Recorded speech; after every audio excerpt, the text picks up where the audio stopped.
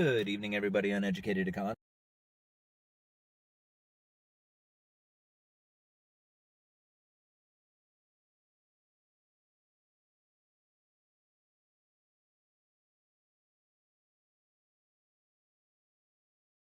here. So this is my third video of the day. Would like to thank Zarin. Zarin sent me an email and is the inspiration for this video. In that email, Zarin asked, or he said that he believes that inflation is coming, and what do I think about inflation? And then what commodities could he invest in that are part of the real world, not stocks or futures? That really is limits you on what you're going to end up buying. Inflation. Let's talk about inflation first. Is inflation coming? It is the talk of the town that we have inflation, that we are going to be having inflation. In fact, the Federal Reserve is so confident that we're going to have inflation, and the lack of inflation that we've experienced over the last 10 years, they're going to let inflation run above the 2% target that they would normally shoot for and let it run hot for a while to make up for the fact that we have been running under the 2% target for the last 10 years, except for a couple of times.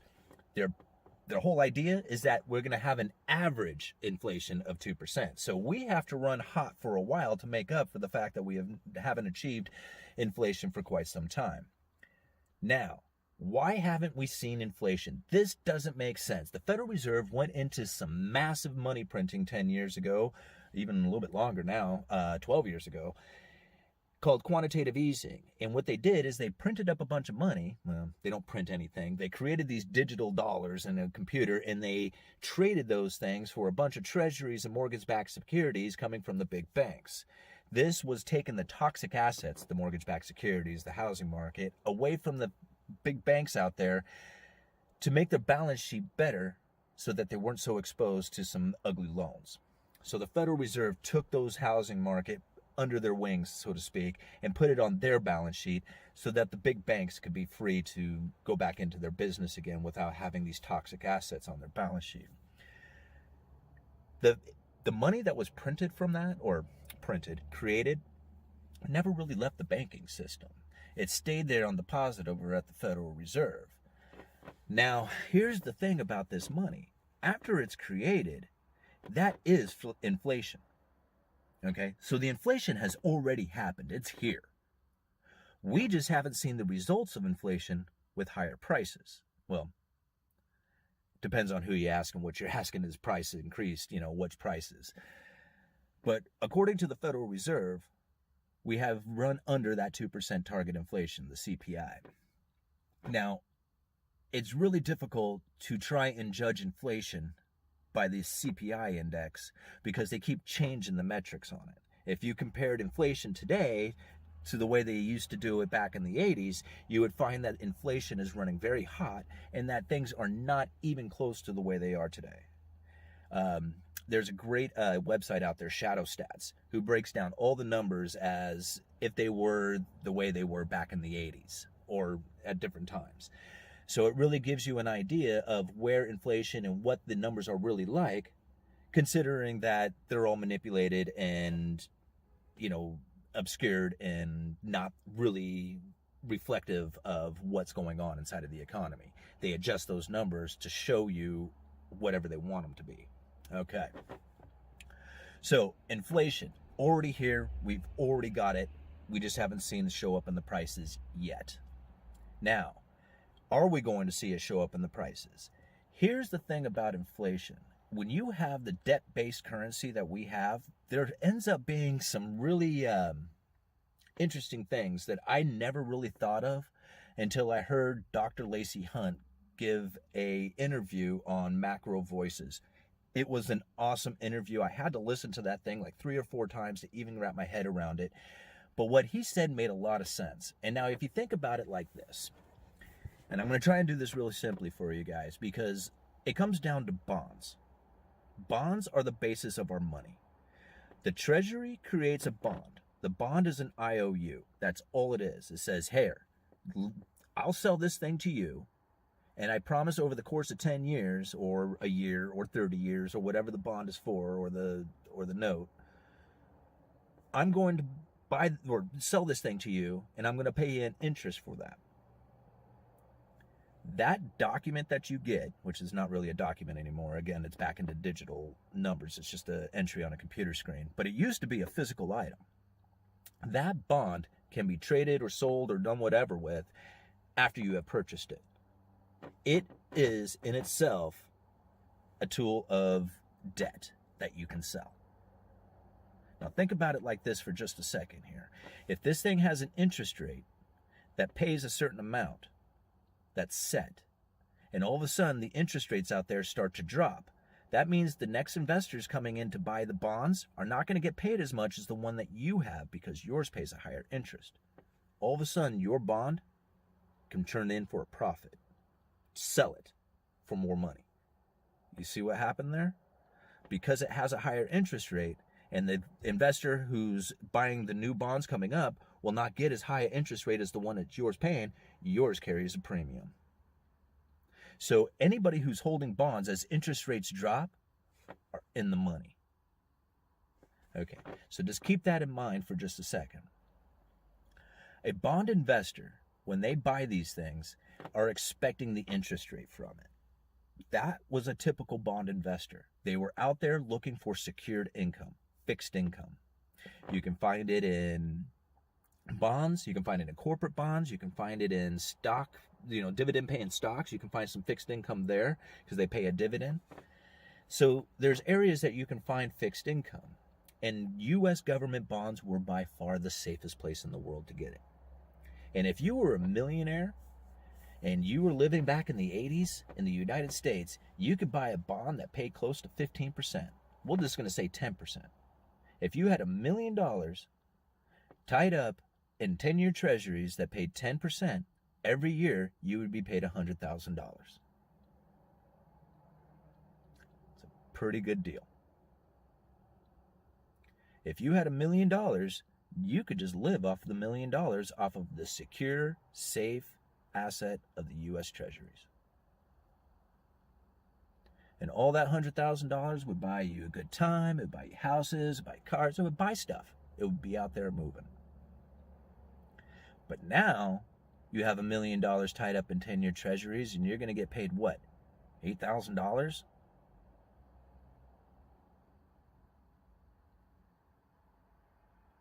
Does that seem like anything that you would want to be part of? Have $1 million tied up for 10 years, and all you get is $8,000 a year from that. How much of that money is going to go out there into the economy? How many houses are you going to be able to buy? How many cars are you going to be able to buy? How much traveling are you going to be able to do on $8,000 tied up in U.S. Treasuries? Fact is, you won't. So the money is not creating the money velocity that you would expect from all the money printing. There's very low return on investment from the capital that you put into it. So this is a problem when it comes to inflation. Because if the investor doesn't get a return on the money, then they can't spend the money into the economy.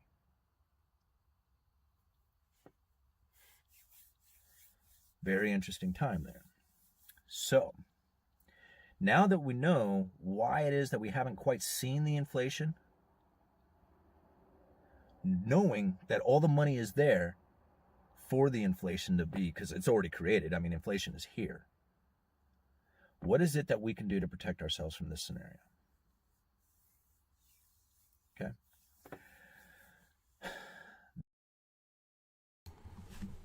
So he actually ends up going into kind of like some financial advice and so forth. But I'm just sitting here thinking, what is going to happen when debts come due? People dump their treasury bonds, and the Fed of the United States buys the treasuries again. And I also wish that I could explain why this is important to everyday people. I'm working on it and trying to figure out, how I can explain why we should be caring about this kind of stuff. Can I link the video? For sure. Just came out today, maybe?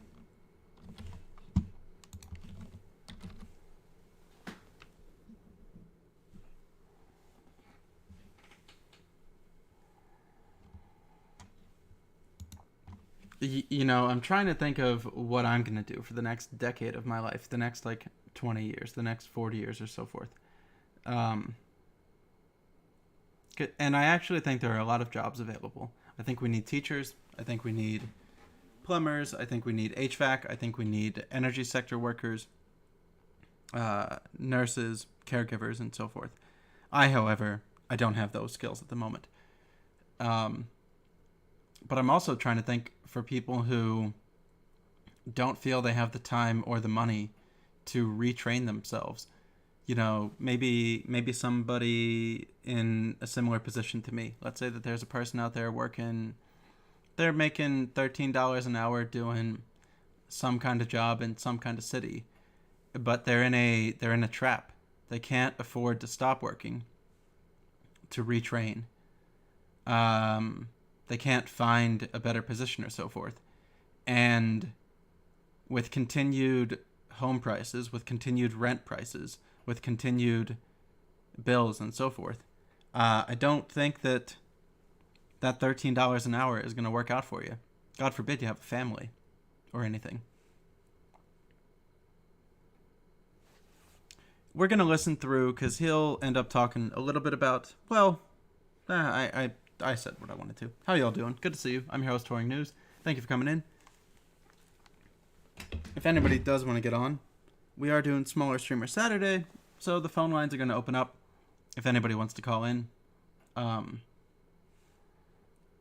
have been deep down in the rabbit hole of thought. I enjoy being down here. And I do... Alright, so I've heard this podcast mentioned multiple times. I've heard this one spoken about a lot. 1.4K upvotes, 26 downvotes. That's a very good ratio. So I'll be watching this maybe here soon. The road through deflation toward eventual hyperinflation. Who out there... I was watching another video that 10-year treasuries... No, was it 10-year or 30-year? 10 years? Some of them got sold for 0.08 on the yield from a Stephen Van Meter video. Let me see if I can bring this up.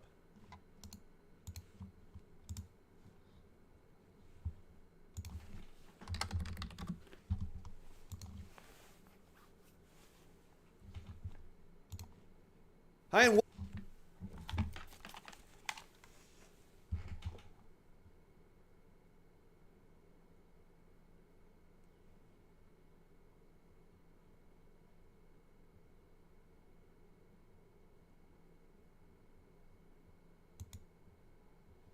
this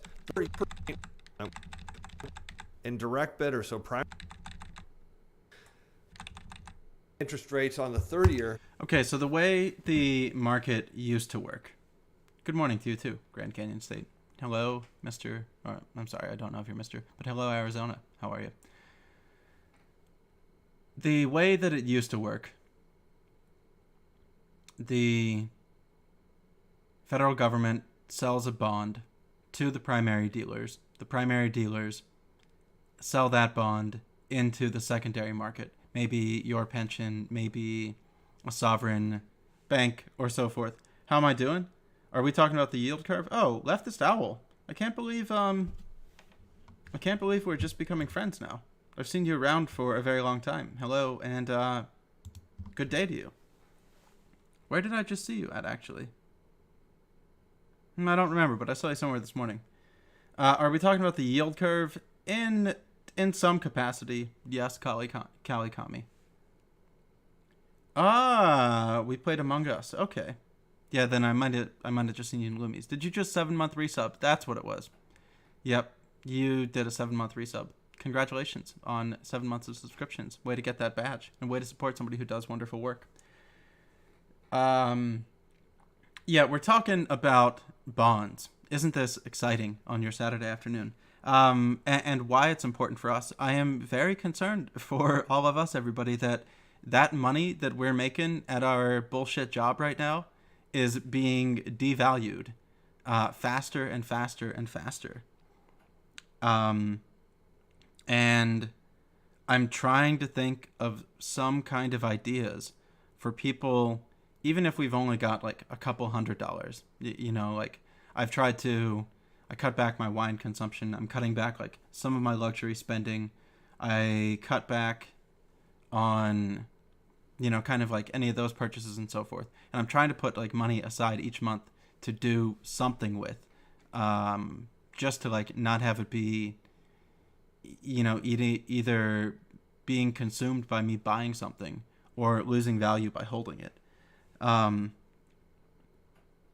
And yeah, I'm just, man, I am so not liking how things appear to be going. Hello, Red Van. Thank you for saying I looked sharp yesterday. Okay, so he is a bond bull. Stephen Van Meter is a bond bull. So he thinks interest rates are going to be going down, which means the bonds that he holds will be worth more because he has the older ones and people are going to want to pay him a premium. But listen to how he, yeah, for sure, McMoo. Yeah, I was holding out waiting, but I was, you know how it is when you're just trying to click the stream going, and I finally got the clicking it going. So listen to him break down what's happening in like the bond markets. And my whole concern about all of this, to try to make somewhat of sense by it, is what happens when debt becomes due and people need to liquidate their bonds. Who is going to buy the bonds the next time? Now, I mean, the answer is probably ding, ding, ding, ding, ding, the Federal Reserve. And people are going to be like, you're worrying about something that, you know, you shouldn't be. Point taken that it will be the Federal Reserve. Point agreed with that it'll be the Federal Reserve. Point not taken that it doesn't matter. Because eventually enough people get pissed off at this kind of stuff that you cannot do that one. You can't just monetize it forever before you have such a liquidity, you have such a selling off that they won't be able to buy enough. But let's listen to Steve for a moment, and then he's the big brain. They actually go negative. I mean, I know. Somebody said, well, Steve, that's just because you love bonds. I do love bonds, and it's because I'm the bond king, but that does not mean that I'm wrong. So let me show you some really hard evidence of this. It's going to blow you away. I'm surprised I didn't actually notice this sooner. But here we have the going back 6 months, the 30-year Treasury auction results. Now, keep in mind there is a competitive auction and a non-competitive. So non-competitive is people can bid and accept whatever the auction is, or there's a competitive. They can bid competitively, which most of the dealers do. Now, again, we'll look at who's bidding here. Primary dealers and direct bidders. So primary dealers, it says 6, are bidding for their house accounts, and non-dealers are bidding for their house accounts. So they're bidding for things that they want to sell to other people. Indirect bidders are going to be mostly pretty much your foreign central banks, foreign governments. Again, they're competitively bidding. They don't have to, but they're choosing to.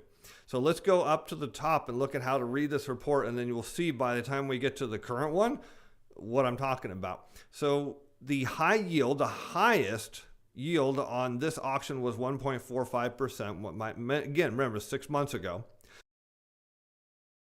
So that's on a 30-year bond. 1.45% is the most amount of money that you will make per year buying a 30-year bond. And if you remember the uneducated economist from the video before, he said that in the 1980s, you could get a 10-year bond at a 15% yield. And he rounded it down to 10 just to make the numbers easier. But they have put us in such a fucking bad place where the only thing that a person can do if they want to not have their money lose value is speculate on real estate or on equities. And it's all designed because you need asset prices to always go up in our economy. Full stop. And it grinds my fucking gears that we're all put in this position where if we want to just take money and hide it in our mattress, it is probably worth less the next year than it was the prior year. Right? Yeah. And then you have the median yield at 1.838. And what does this mean? It means 50% of the auction was either sold at or below 1.38%. So that's pretty impressive. You can think 6 months ago, half of this auction was sold at a lower yield than now. There was demand. But even get this, the lowest yield, the low yield, which is 0.88%, meaning 5% of this auction, I'll show you, where is it? 5% of the amount accepted competitive tenders was tendered at or below that yield. So 5% was at, we'll just assume it was at 0.88%. So somebody 6 months ago bought 30-year U.S. Treasury below 1%. Now let's go to 5 months ago.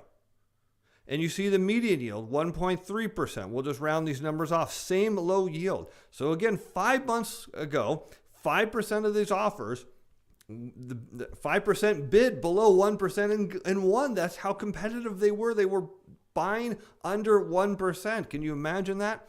Now let's move into 4 months ago. And what do we find there? Median yield 1.3. So again, half the auction went at or below 1.3 with the low yield at 1.15. So still lower than it is now because where we're at now, just under 1.6. Keep that in mind. 3 months ago, the median yield 1.4. So half of this auction or went at 1.4 or less. The low yield under 1% at 0.9. Remember, these are competitive bidding. This is one thing you have to really understand here. These are competitive bids. People are choosing to bid to win these awards or these auctions. That's important. Now, 2 months ago, the median yield, 1.5. Still lower than it is now. So far, you've seen 5 months of auctions where the dealers, keyword the dealers, the primary and non-primary dealers, bought half of the auction at a higher or price, or the bonds are a higher price than they are now. And they're the dealers. And people think the dealers are wrong. The low yield was 1.45, so this was a lot closer. Now this is going to blow you away. Here's the auction that just happened, well, I shouldn't say just happened in November. The median yield was 1.6. No surprise because the auction, the yields were higher then. So 50% of the auction went a little bit higher interest rate than it is now. But can you see this low yield? 0.0, I did not misspeak, 0.08%, meaning 5% of this auction was accepted at bids at 0.08% or less.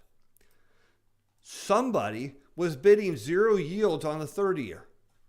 Oh, yes, my friends. Somebody thinks rates are going to zero on the. So that's why he calls himself the Bond King. But 5% of 30-year treasuries went at 0.08%.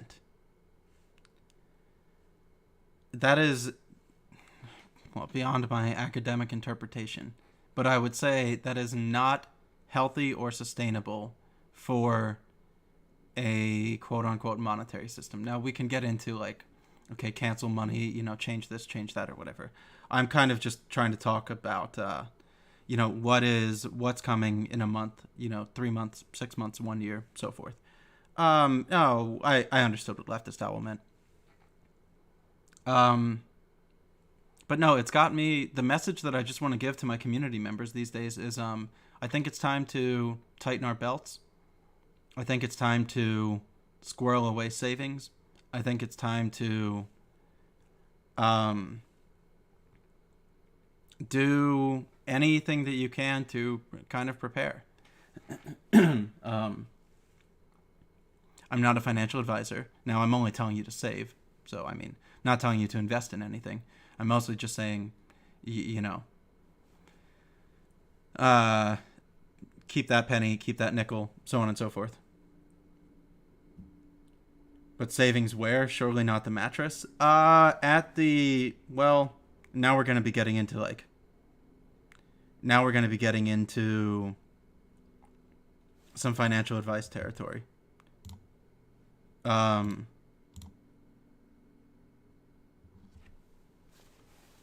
would save it and hold it for the near term. If it were me, prepare for an unexpected medical bill, which we hang on.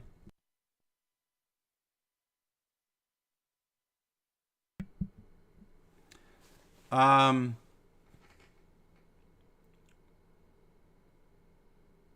trying to just be cautious about what I say here. Okay, let's say that I had the opportunity. I'll just say what I would do.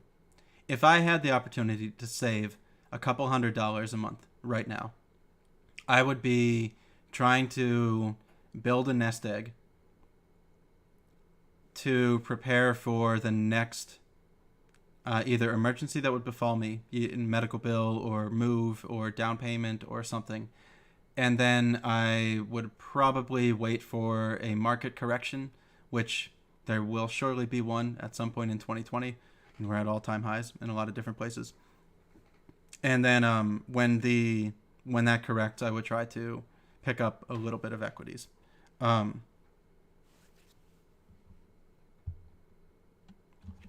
But just in general, what I'm considering trying to do is I'm reevaluating the foods that I eat. Can I save, $6 here? Can I save $18 there or so forth?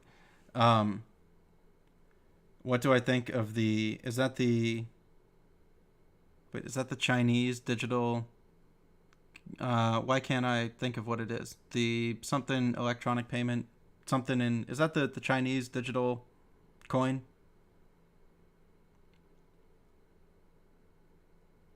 The regional wait, that's the trade deal. Okay, sorry, I had it wrong. That's the big trade deal between all the Asian nations. I actually haven't looked into it. I apologize. I am imagining they just opened up a free trade agreement. I don't know if there were any labor protections. I don't know if there were any worker protections. I don't know if there's any minimum wage protection. I don't know if there's any unionization allowed within it. So I can't really say that I know enough about it at the moment.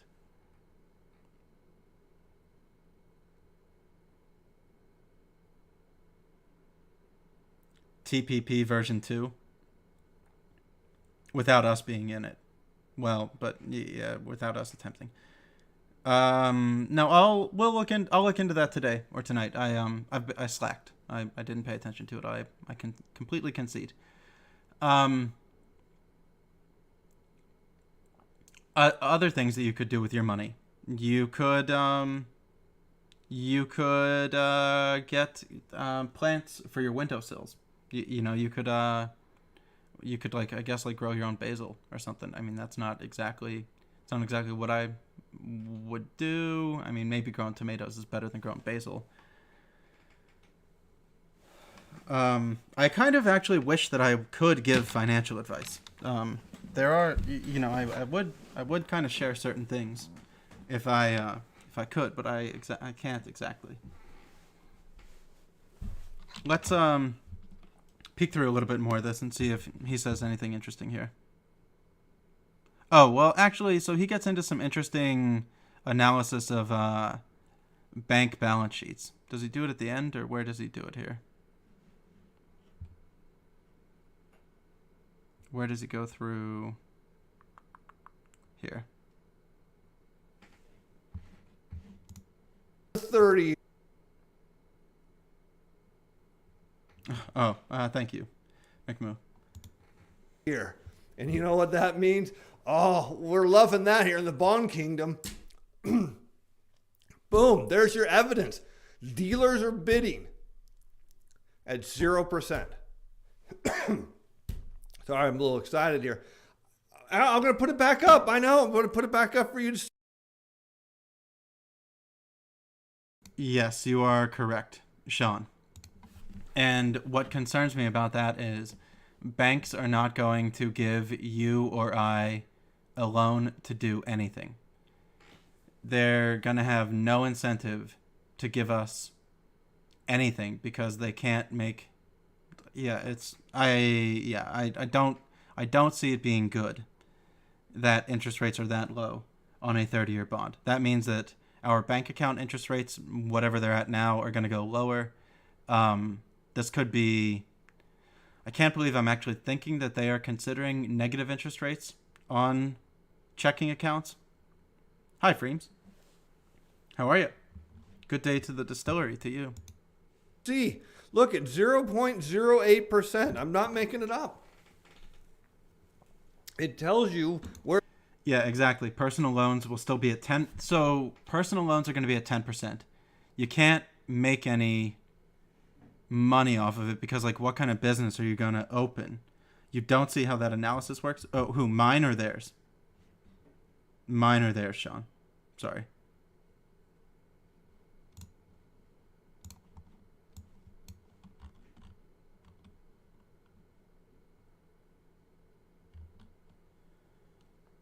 You actually have a good comment history, Sean. So I take what you say seriously. I just read through your comments pretty briefly, and they are quite informed.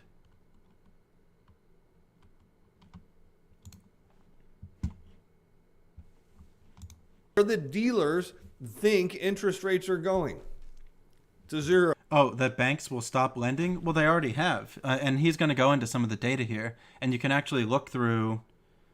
a lot of the banking data for this year that credit has not been extended. They've had their reserves further capitalized, but they haven't been extending credit. It's getting harder to get mortgages in the United States. And they're tightening credit standards and so forth. But he can explain it a little better than I can, and then I'll try to jump back in. Or lower. Maybe negative. How are they going to sell it? I mean, if you are a dealer and you're buying 30-year paper at 0.08%, that means the price is way above where it is now. For you to make a profit on that, what are you going to sell it for? At a yield less than 0.08%. Now, why would somebody, now, for all those people, all those pundits out there like, oh, yields can only go up.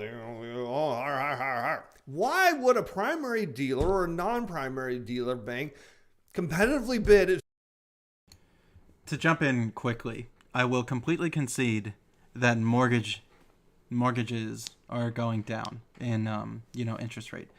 I am considering buying land within the next maybe like 12 to 15 months. I'm not interested in buying something that's in a city. I'm not interested in buying something that's already built. I'm not really interested in buying something that's already developed. I do have an interest in trying to take advantage of all-time low interest rates on mortgages and see if I can somehow, with one or two other people or in some form or function, acquire a plot of land that can be turned into certain different types of income revenues. Yield less than 0.08%. Now, why would somebody, now, for all those people, all those pundits out there like, oh, yields can only go up. Why would a primary dealer or a non-primary dealer bank competitively bid at 0.08% and blatantly lose money? They're already upside down now. And if interest rates go up, they're going to lose a lot because they don't think interest rates are going up. Amazing what you can learn on this show, right? Glad you're here with me. Let's get into the other data we've got here, the H.8. And boy, when I saw this, I was like, whoa. Look at bank credit. Went up $12 billion. Pretty good. So we're seeing banks expand. This is what it's telling us. The banks are expanding their size. This is what you want normally. The problem I'll go through this once he does. Is how they're doing it.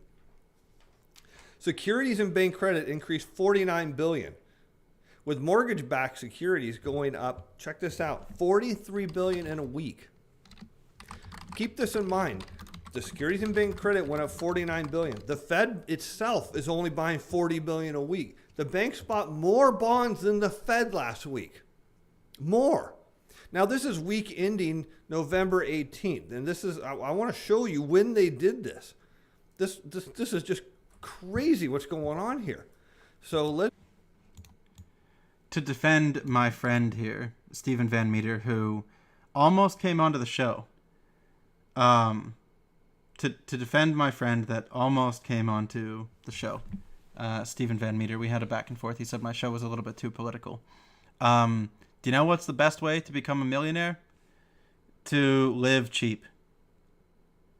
To pinch pennies. To do a business below where you live. Live in the upper floor or so forth.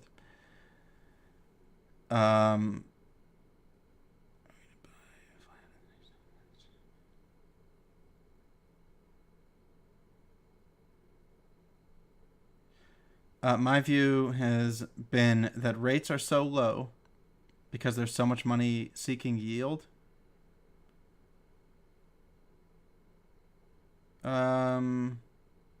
My view is that rates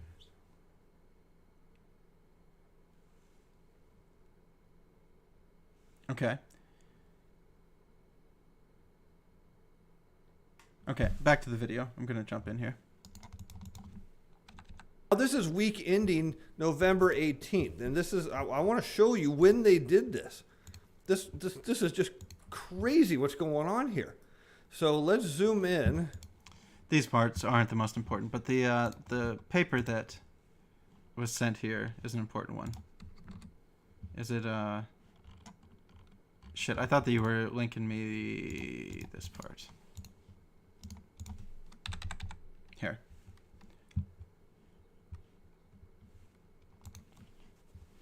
Hello, Causebox. I'm really not a big joker, so if it fell flat, it's not you, it's my channel. Velocity doesn't exist anymore. There is no money velocity. When I say it doesn't exist, I am saying that the velocity of money has not. It's never really been this low. Okay, so look here at let's see, real estate loans. There is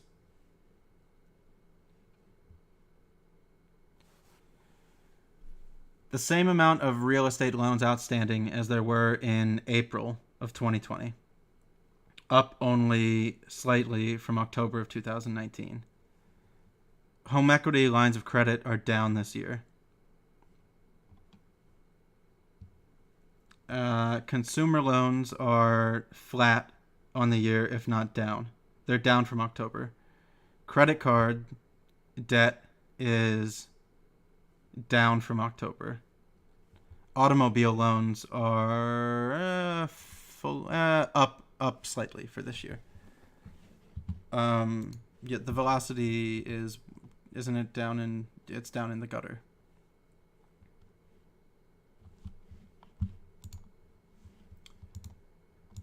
I'll try to tie all of it together. What's like the actual problem in like the world system at the moment? The actual problem is next year when corporations have to pay their debts, when nations have to pay theirs, when Philadelphia has to pay theirs, when Mount Carmel has to pay theirs, when you and I have to pay ours.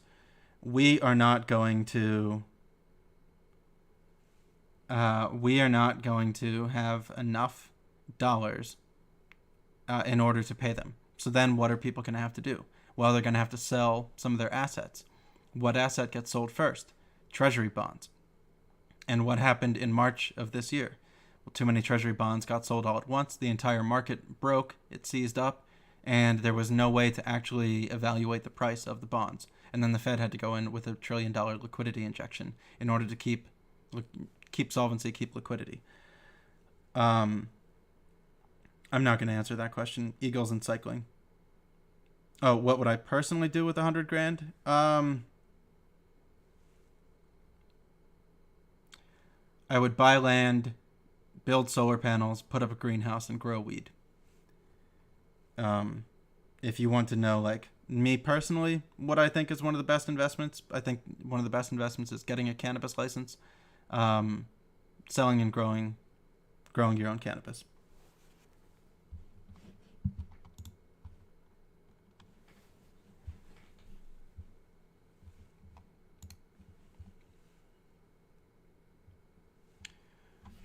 Yeah, yeah. Food. I mean, the food would obviously be a part of it too if you have your own land. But if you're looking for a way to kind of like make a little bit of money for yourself, that way you can have a better food garden and so forth. Oh shit, Old Growth Canopy, thank you so much for the raid. Hello and good cheer to you. Welcome into the day today. Hope you're doing all right.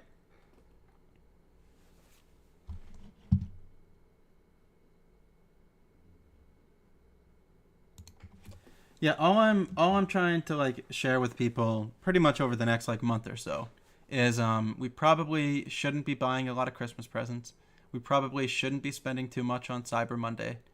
We probably should not be, getting that fuck, what's something that I can say here? I don't even know.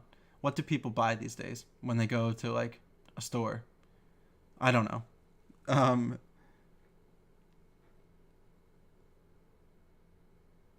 Love watching your content, but you have to admit you're lost most of the time. Still quite interesting. Well, if anybody is lost, don't feel alone. I am lost as well. I am, uh, I am one of those people.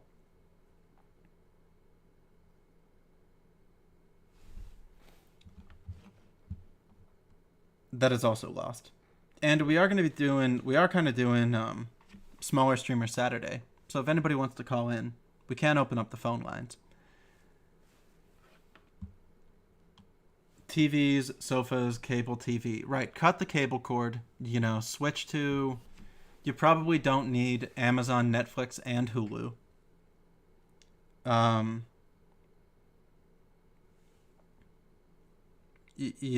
There are a few things. You're down to come on? Okay, yeah, we'll get started in a couple minutes here once we finish this little tangent, leftist owl.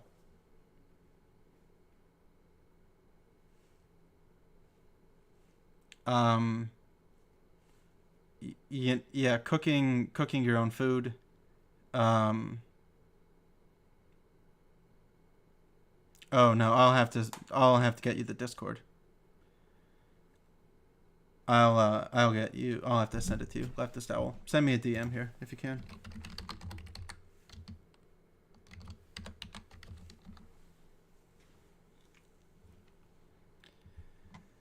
I think you're on the ball most of the time. Oh, thank you. If I didn't already read that, it was just such a nice comment. I wanted to read it twice. It's still a lucrative time to get into the hemp market, in your opinion. Industry is still catching up on the supply, so it's cheap to get into and has a prospective future. That's really what I agree. Well, LOL Cookie, in order to do that, we're going to need money. And in order to have money, we need to figure out a way to make money at the moment right now.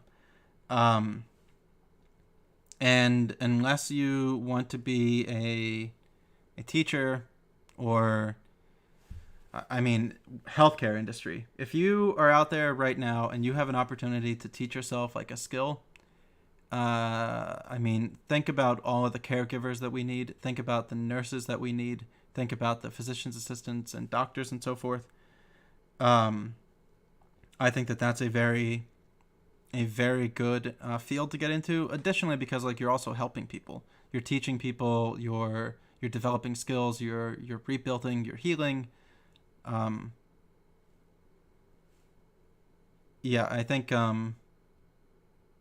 And I think teaching must be a fulfilling thing to do as well.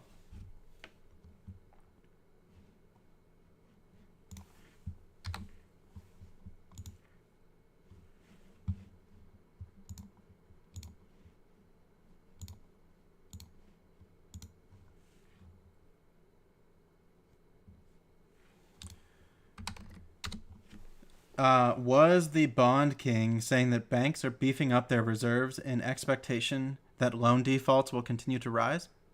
Well, I actually don't really think that I'm gonna say that the banks aren't intentionally building up their reserves. The way that quantitative easing works is building their reserves for them without them having much of a say in it. So in 0809, banks had about like 3% reserves against what they had in investments or loans or so forth. But then they recapitalized them like pretty well, and then this latest round of QE has done a big part of it too. The problem isn't reserves though, because reserves aren't real money. There are we're gonna go down a crazy road again. Left to sell. I'm gonna bring you on here pretty quickly. In my opinion, there are 3 different types of dollars: green, yellow, and blue. Green is what I can give you for a car wash. Yellow dollars is what I can sell you for green dollars, yellow dollars being the treasuries. And then blue dollars are the reserves that the banks have at the Federal Reserve account. The reserves cannot be, there's nothing that can be done with the reserves. They can shift them into other banks overnight to deal with daily transaction costs, but they can't use the reserves for anything else really. I don't fucking know what the banks are going to do. If we're going towards central bank digital coins, if we're going towards Fed wallets, what is going to be... Okay. I think we're going to be moving into an economy that we're not going to be able to recognize. Something different is coming. If we're going to have direct accounts with the Fed, if we are going to be getting, stimulus payments or UBI or any of these things, you're going to be completely changing public, private, commercial, and investment banking in certain ways that I can't entirely explain. And didn't I actually just see... Somebody asked me about Libra. I thought Libra was dead. But Libra is coming out next year in a limited format?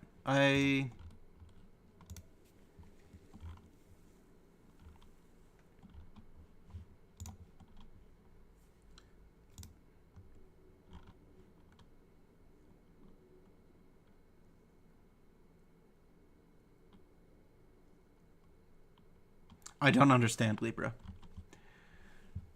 Alright, we're going to put on a nice video in the background. We're going to chat with Leftist Owl a little bit. And, oh no, why am I live on YouTube? Oh, fuck. I don't intend to be live on YouTube because I got copyright striked yesterday for content infringement. How do I stop you?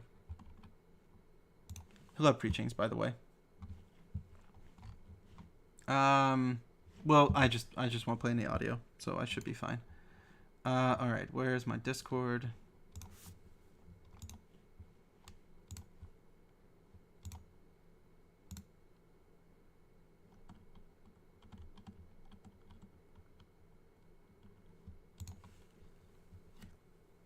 I'd rather have a new credit system than currency.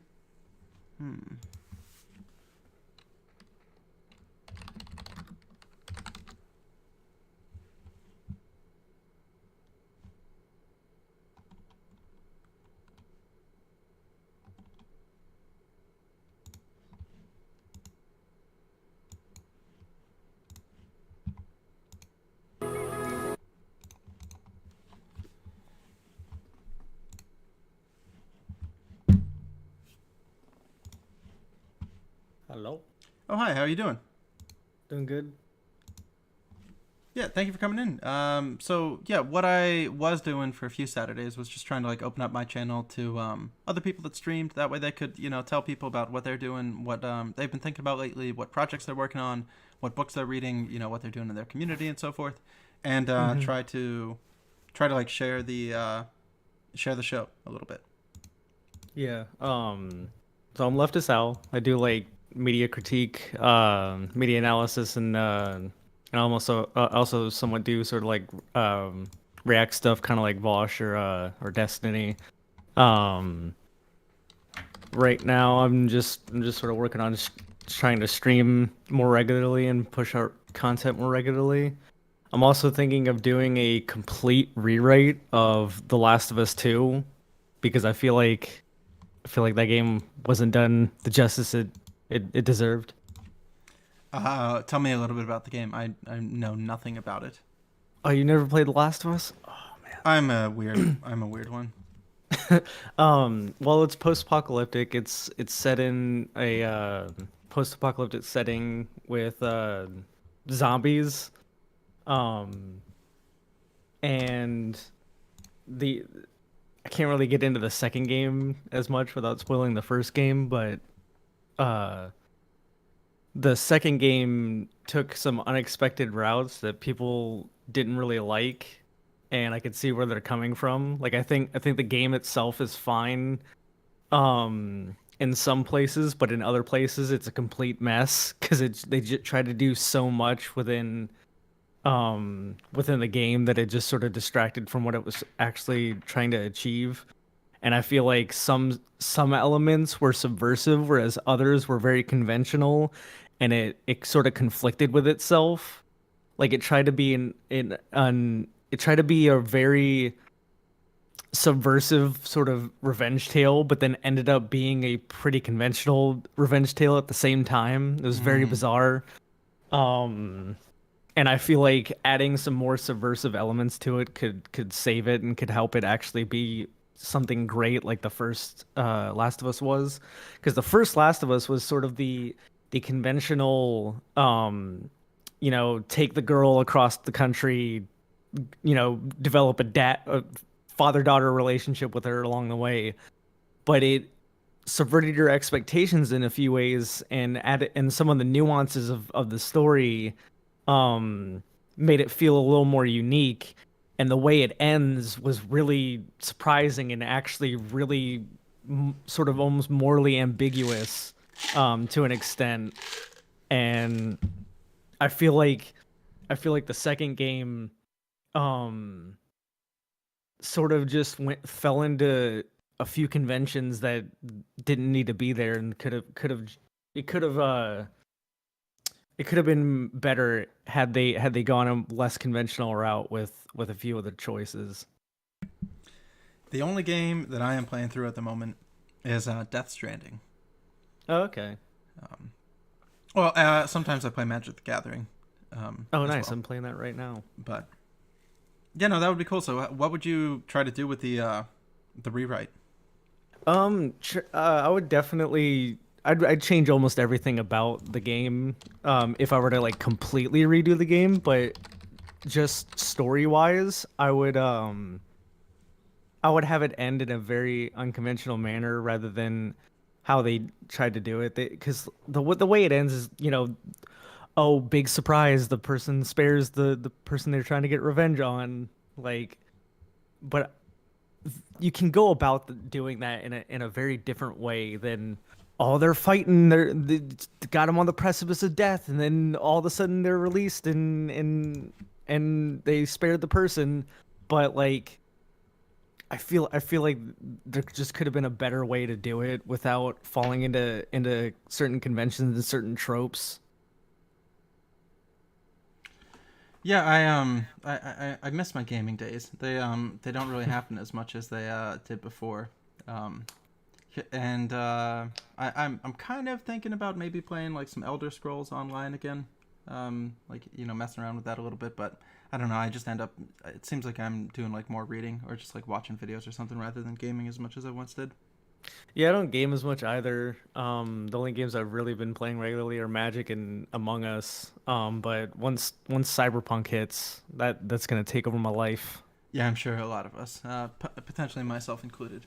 I did want to ask you like some questions about like your local area. Have you ever told people where you live at all? Yeah, I'm in like the DC area. Oh, okay. Well, how do you think business is doing there, or like do you think that people in our age group, I'm 31, do you think they're concerned about like finding work next year, or continuing their jobs or so forth? Like what's kind of like your thoughts on your region? I'm not really sure. about that, like the extent of that. All I know is that I'm kind of worried about finding a job because I'm transitioning out of the military soon, and so trying to find a job has been a little worrying for me at least. As for other people, I'm not really sure. Almost all my friends are still employed, as far as I'm aware. Yeah, I would. Maybe it's going to be easier for you because you do have like a military background. You know, it could be useful for your resume. Or is that not? Am I, making something up? Oh no, no, no. I think that definitely will help. I have gotten a few offers, just based on that, but it still worries me because there have been a lot of opportunities I've been given that are like, oh no, we need someone immediately, or I've applied to positions that I know I'm qualified for, that I've gotten rejected from. So it's just a little like irrational sort of worry. But hopefully I'll find something soon. Yeah, awesome. Well, I hope you do too. I've I've been concerned for my city here in Philadelphia. I don't exactly know. Well, that's not too far from here. No, no. I don't exactly know where people are going to be working in Philly, either right now or next year. And I'm working with the DSA here to try to figure out like a way that we can find some money in the budget to fund like certain public services and so forth. Very difficult, however, to find money in a city at the moment right now. Yeah, it's really rough, especially with this pandemic that was not handled in the slightest bit effectively. Yeah. CTV wanted to know what do you do in the military, if you are willing to share.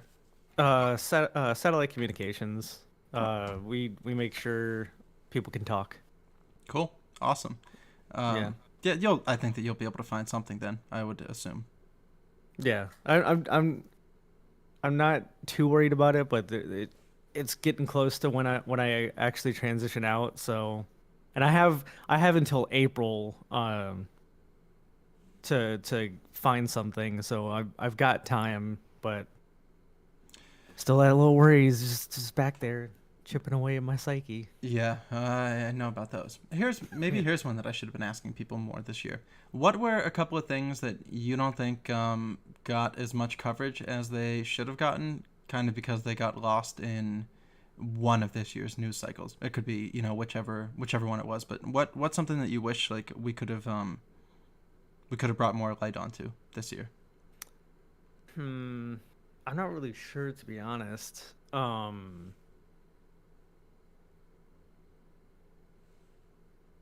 Something that didn't get covered. I mean,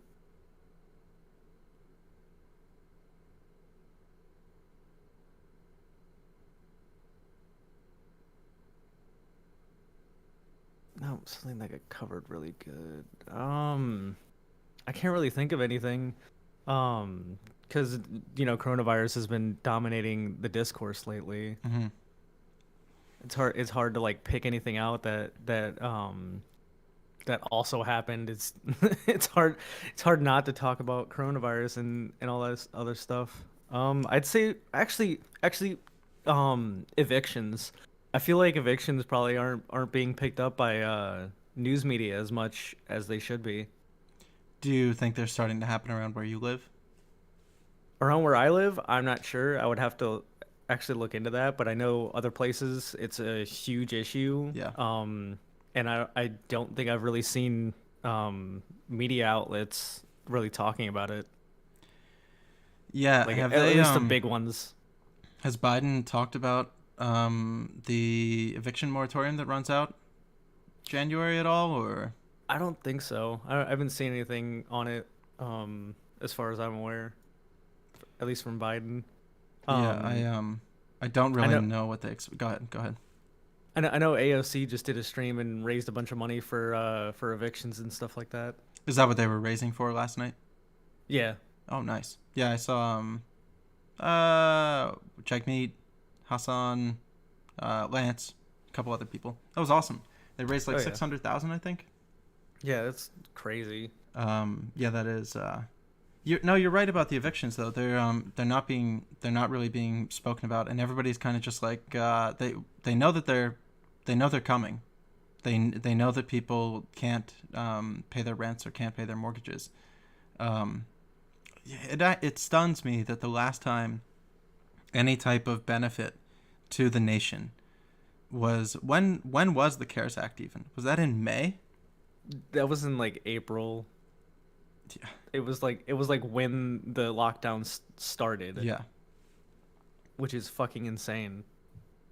And the thing is, the military got it too, and I'm just like, the military doesn't fucking need it. We're already paid. Like that. Like our paychecks are already coming to us, and we haven't lost our positions based on coronavirus.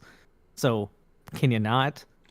To play devil's advocate on that one, one, it's just easier to give to everybody rather than having like, okay, jump through this hoop, jump through that hoop, and so forth. And I don't know. I mean, there's no. It went to people that were still employed. So I have no problem with paying military service members. I just think that if you're going to do a stimulus and you're giving it to people that are being paid by the state already, it just comes off as like double dipping. To me it doesn't feel like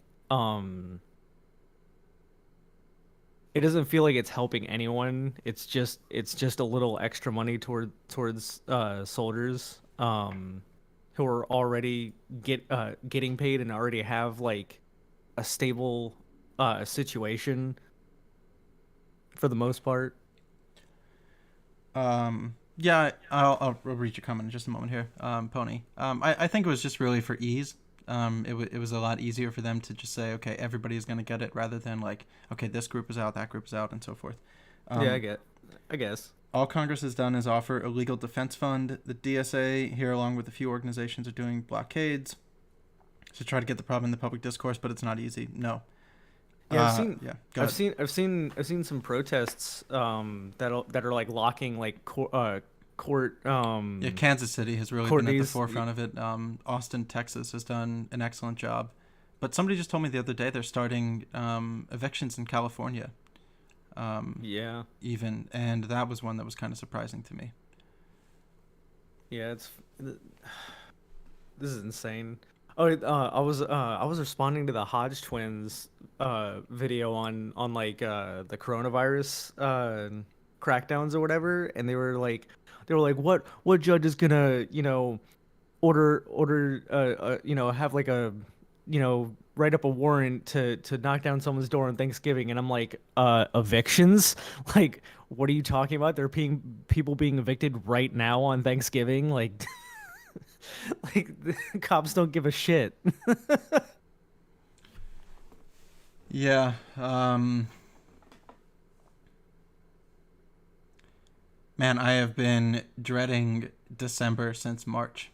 I wasn't really concerned about like 2020 as much as I was concerned about 2021, when what limited protections were given run out, when everybody does get kicked off of their COBRA or their medical insurance, when people, I think a lot of unemployment benefits for people end like the 26th of December. Something like that.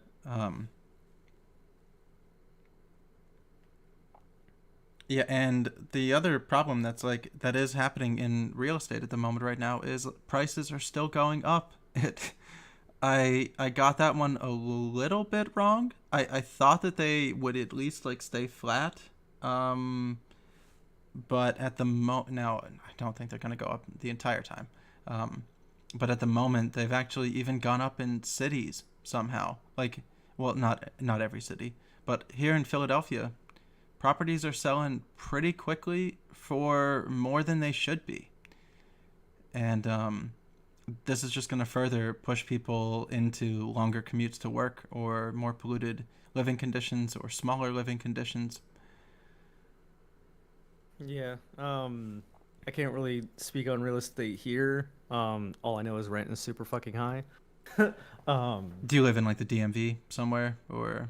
I live around it. Yeah. I'm not like in the DMV area. It's just like I'm not too far from DC, but I'm not in DC. Hmm.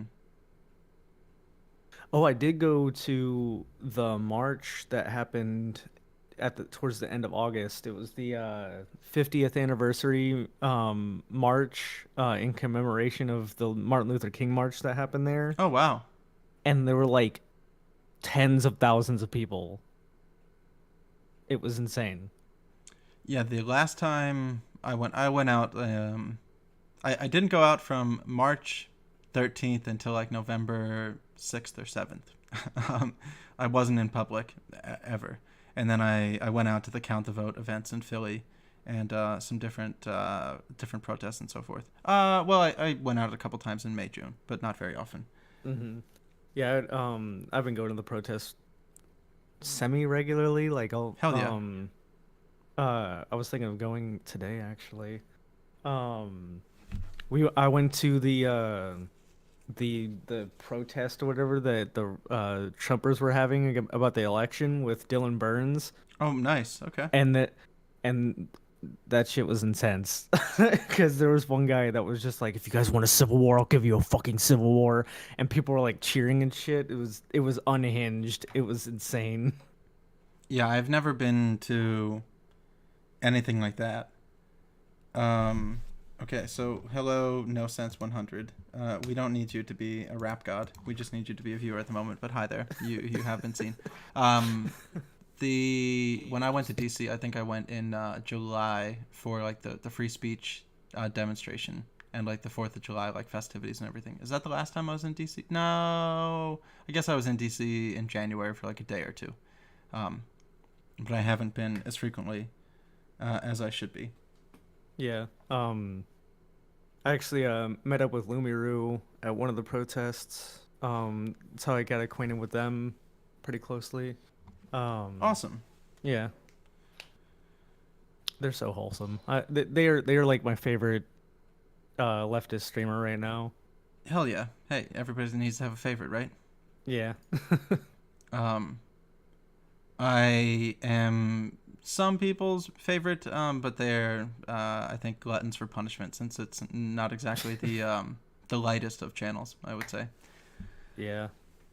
I just that reminds me. I did a segment on this video that was like proof for the afterlife or whatever, and I was just like basically like, yeah, there's no afterlife. Just get over it. Like just complete doomer. But I don't but agree. they I don't agree with that. I think I think there's at least one form of an afterlife. Um, I mean, the simplest version of it would be like the legacy that you leave behind, and like the information that you've passed along that you've like shared with people and so forth. So I think that's like base one afterlife. Now, can I confirm if there are higher bases of afterlife than that? No, not exactly. But at a minimum, I very much think that what a person is remembered about and remembered by is part of their afterlife.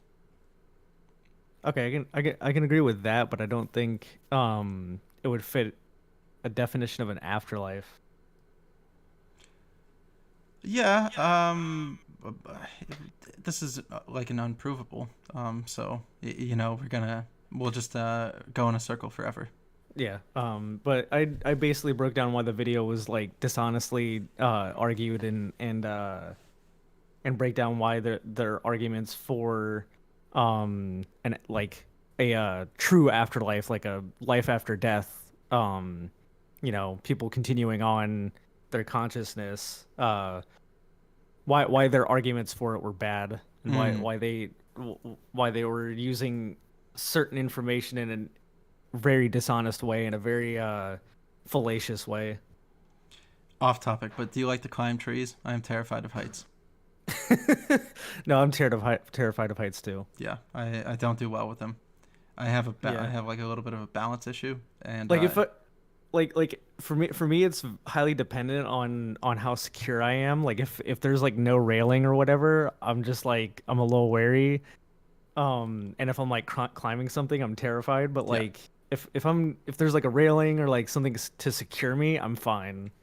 yeah, same for me. Yep. Or if I have a harness or anything like that, no, I would be fine Yeah. too. Somebody said the market is very distorted. Here you have a 0% effective vacancy rate, and house prices are going up. Not U.S. though. You have a 0% effective. Where? Oh, are you in the Netherlands? Cookie, is that what it was?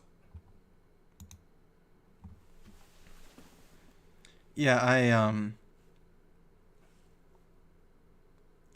to anybody that is a viewer from another country, the United States is not what you think it is. I can't explain what it is, but it's not what I think it is, and it's not what you think it is. Over here. It's a fucking hellhole. Oh, Australia. Okay, hello, very far away. Wow, we're traveling 12,000 miles to deliver a message. Good to see you down there. I hope that you maintain yourself through that heat wave. Isn't it getting up to like 40, 45? Or like Oh, man. crazy temps in Australia at the moment right now? I still can't believe it's like almost December, and we here in DC there still hasn't been a day, like a consistent temperature. Like it's always just like fluctuated between 70 and like 40 degrees. It's never been consistent. It's either been hot one day or cold the next. Yeah, kind of same here in Philly. I mean, we're not too far from you in Philly, so it's Yeah. basically the same up here, I would say. Yeah. Just crazy to me that like in what's supposed to be pretty cold month, it's been pretty chill in terms of like the temperature. But global warming's a myth. Oh, here's an interesting one. Have they talked? I don't know if you'll be able to answer this. What are they thinking about doing with the military about vaccines? Like, have they like alerted you that you would be one of the first ones to get it, or? We haven't been officially told that, but there's definitely speculation that we will be like the guinea pigs for a vaccine. Nice. Yeah. Classic. I mean, that's what they do everywhere around the world, pretty much. So, Yeah. better you than me at the moment. Yeah, I'm hoping a vaccine does it, and we can just chill the fuck out and not have to quarantine again, but we'll see. Yeah. If nothing else, I really hope that it does work for frontline workers. Oh yeah, definitely. I think they should be the first ones to get it. It kind of sounds it. like it's going to be going to like nursing care aides and hospital physicians and so forth. After them, fast food workers. Yeah. No, yeah, you're right. Yeah, grocery stores, any of that kind of stuff for sure. Bus drivers, public transit workers. Think about how many people they're dealing with in that trapped-in little enclosure. Yeah. I don't really want to watch this vulture, whatever they're doing. There we go. That's better. One of my favorite things about conservatives, though, is the fact that they'll like self-own in their own videos constantly. Like I was responding to the Hodge twins. They were like, "Well, what about They were talking about how ridiculous it was that they were gonna try and use police to crack down on like large gatherings during Thanksgiving and stuff like that. But then are like, well, what about the cops? They're gonna get coronavirus and blah blah blah. And it's like, huh? It's almost like if people stayed indoors and didn't break the protocols, police wouldn't need to show up. Curious. Well, it shows you who they're concerned about. Yeah. And I pretty much proved this in my video. They're not concerned about people. They're concerned about their machismo self-image. They don't give a fuck about the people that have died from coronavirus. They don't care about the people who are losing their jobs due to coronavirus. They only care about their image of, I'm standing up to the oppressive government. They don't care about people. What was it that made you want to do kind of like the debunking of like videos, like style of content? Like how did you come to have this be the thing? I just generally like sharing my thoughts on politics, and I want to be a force for radicalizing people and getting people on our side, much like Vosh and Xander Hall and Philosophy Tube and all that. And I also wanted to do media critique and media analysis in a functionally different way than like Jack Saint does. I wanted to go away from the video essays and do more of a live format for that type of stuff. Hmm. Because I feel like I can pretty consistently dole my thoughts out without having it prepared and without having to edit, because I'm really lazy. I don't like editing. Yeah, none of us do. I completely understand that part.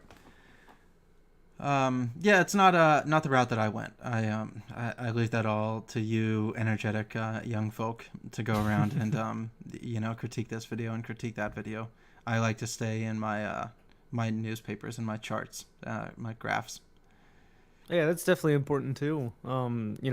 Being out there and educating people on specific issues and being able to back things up with charts and like and graphs and data and everything.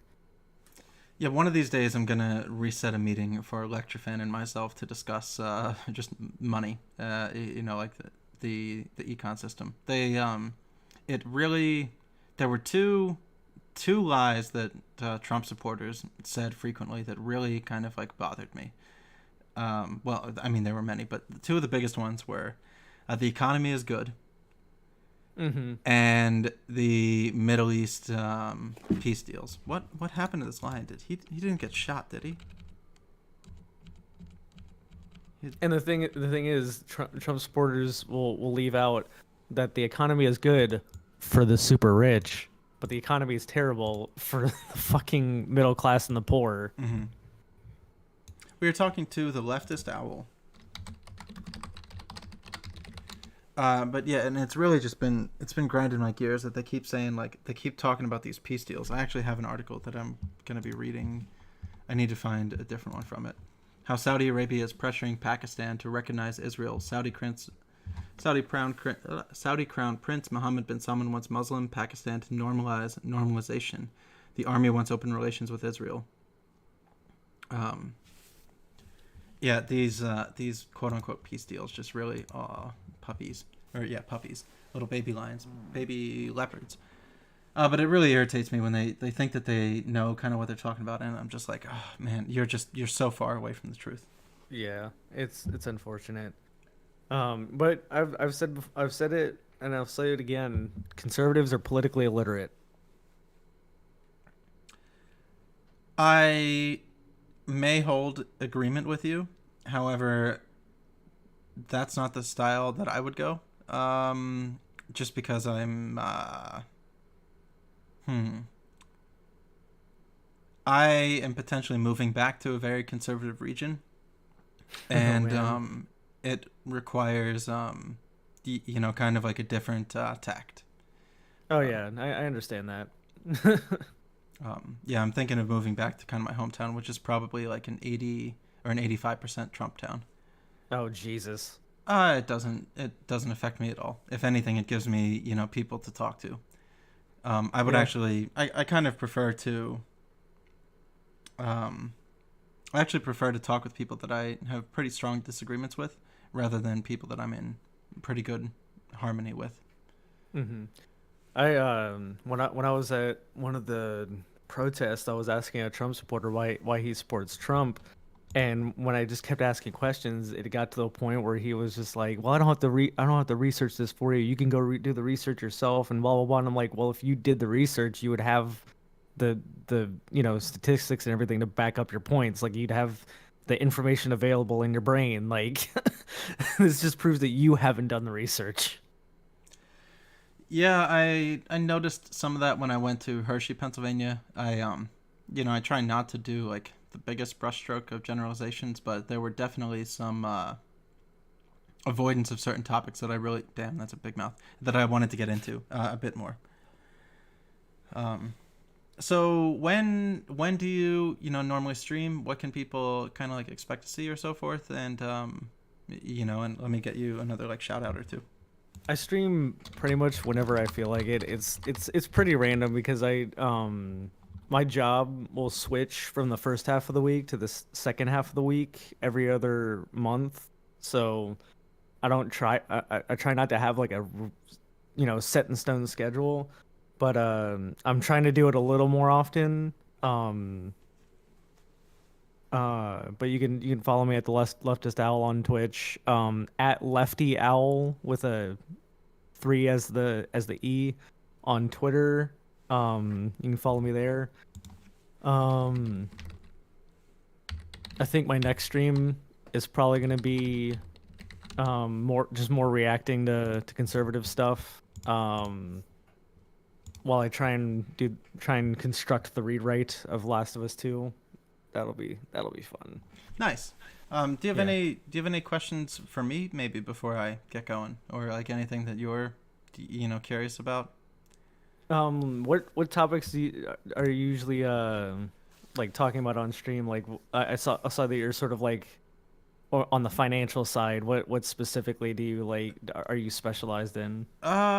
Maybe like I guess like Middle Eastern geopolitics, Asian geopolitics and geoeconomics, macro econ, climate, energy, sustainability, monetary systems, debt, finance, bonds, yield, this kind of stuff. So like my kind of like big focus is that if you don't have like a stable macro, it's going to crush any of the the local work and local development that we can do. That's okay, it won't crush it, but it's gonna severely hinder and get in the way of doing like good organizing work. So my goal is to kind of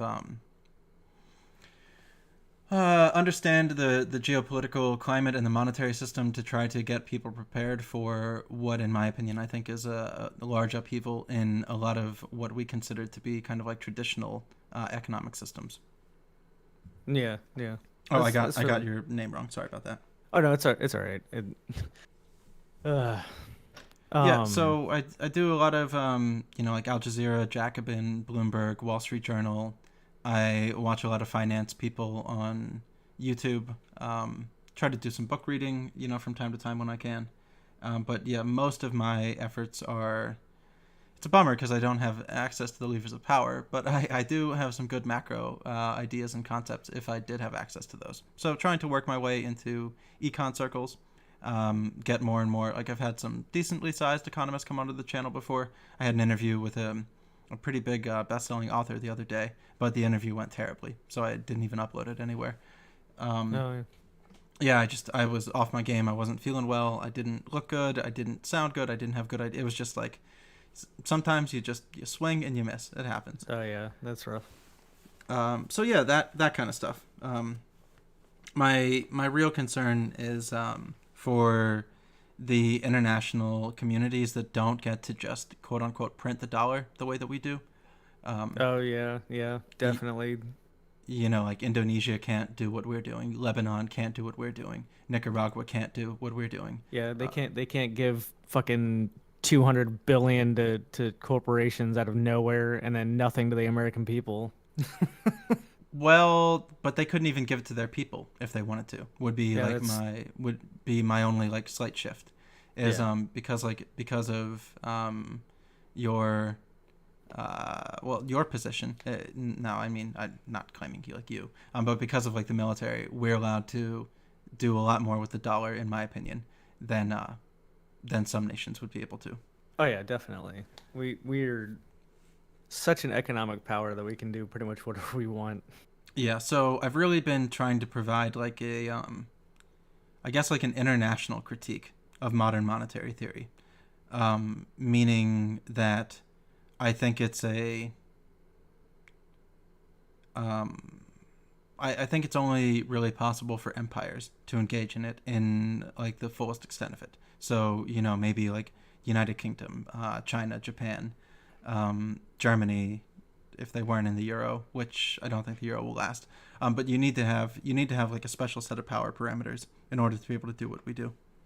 Yeah, I think that's one thing that people don't really understand is that like a lot of like economic theory and stuff is based just solely on how America functions and how the power structures we've created, rather than like these like esoteric, abstract concepts that just exist in the world. Like, I think people misunderstand what economic theory is at a fundamental level. No, I completely agree. I probably was one of those people until I streamed for a very, very long time. And now I've picked up a few things at least. Yeah. Yeah, is there anything else you want to chime in with, or, shout yourself out again? No, I think that's it. Just follow me at Leftist Owl on Twitch, and Lefty Owl at on Twitter. It's know when I'm streaming. Well, I appreciate you giving me some of your time today. Thank you so much. Oh yeah, thanks for having me on. Yep. I'll see you soon. Have a good day. Yeah, you too. That was the Leftist Owl, everybody. If you are looking for another stream to go check out, go give it a follow. Yeah, thank you for coming on. I really do appreciate it. It's good to get different perspectives from different parts of the country, find out what type of content people are doing, what they're interested in doing. I am not, the React Andy person, even though, what do I fucking do these days? I listen to YouTube videos and I react to them. So who am I to say that I'm not one anymore? Hello, chat. Thank you for being around.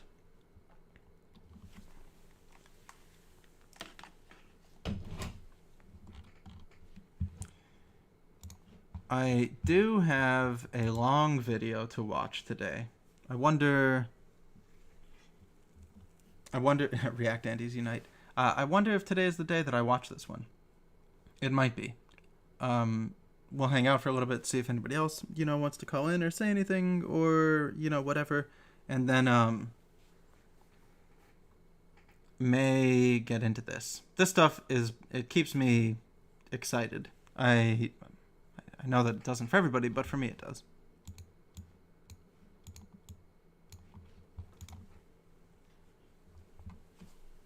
I also like taking questions if anybody has any.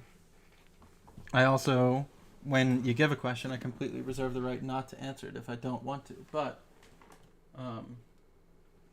if you've got any.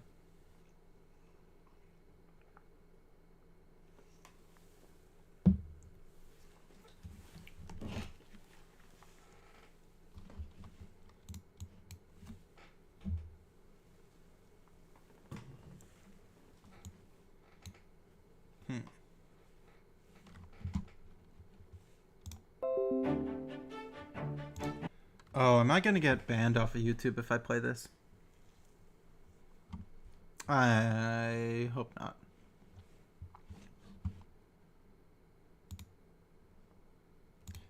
Yeah, read The Deficit Myth by Kelton.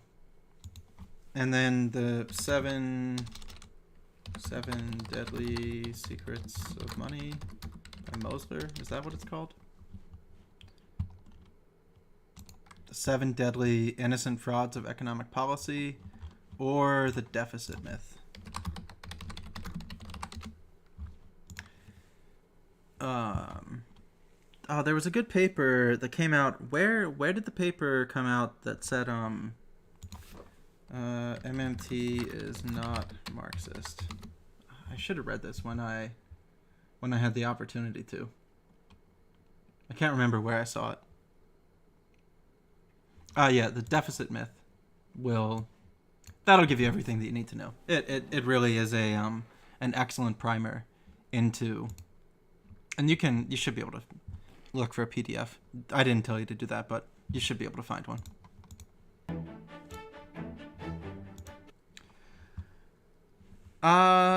Well, it's gonna get very wonky. The road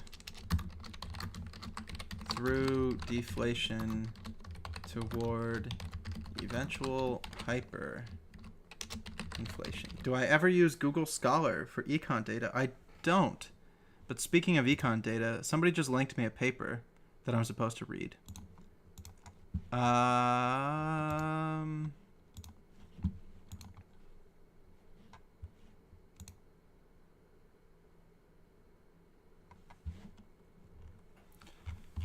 Here's the paper in all its weird fucking formatting. How do I feel about the future security of capitalism?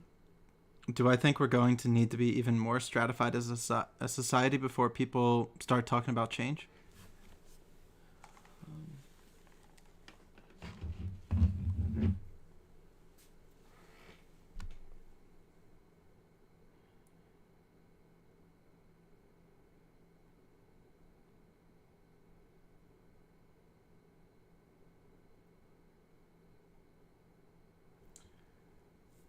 Um,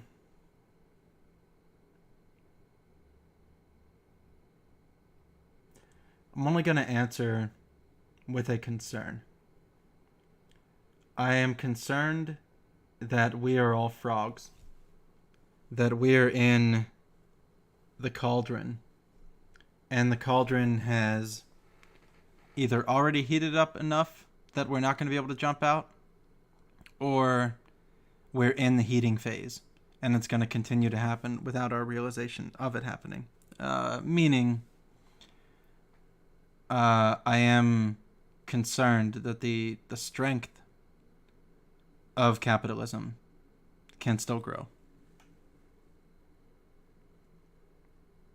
Let me rephrase that. The ability for capitalism to tighten its grip on power still has room to grow. That's closer to what I wanted to say.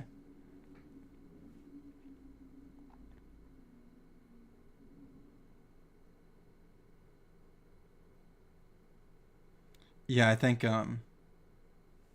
dog-faced is pretty spot on there.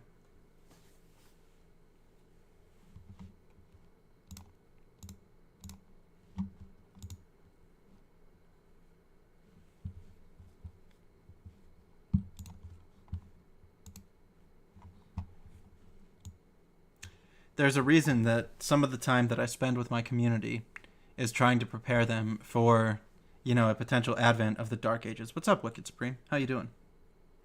Now is the time to continue building with your community, continue developing relationships, but it's also time that we need to kind of protect ourselves against future Black Swan events.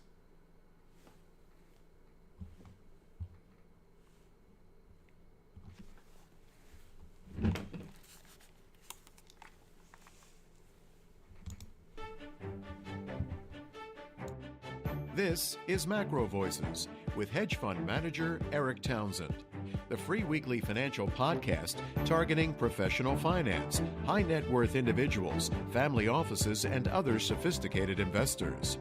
Macro Voices. They tell you right there who they're trying to talk to, huh? Is all about the brightest minds in the no hold. 2020 all over the world. The true hero, plugged.com, overcome behavioral biases. Management chief interview yet. We'll discuss why Dr. Hunt thinks deflation will be the name of the game in the immediate future, and what it would take to cause him to change his deflationary views. We'll also discuss the critical question of whether the zero bound is really a boundary or if it's just another number along the way toward negative interest rates. Then be sure to stay tuned for our post-game segment when Patrick and I will have an extended conversation over charts about what we believe is the end of a bear market rally in the stock market. But we'll consider both sides of that argument. Is the top finally in, or are we headed back above 3,000?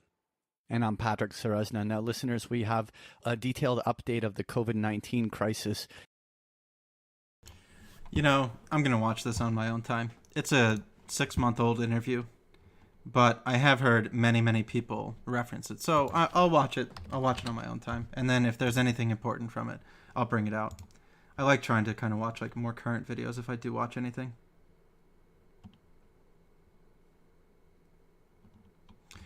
Wicked Supreme, we haven't talked in a very long time. I'd actually be interested to chat with you sometime soon, whether on or off camera. Because you kind of went through a bit of an economic journey this year, talking with Rage Pope, hanging out in my channel a couple times, doing your own research, going through your own personal development and so forth. So I'd be very curious to hear some of your thoughts.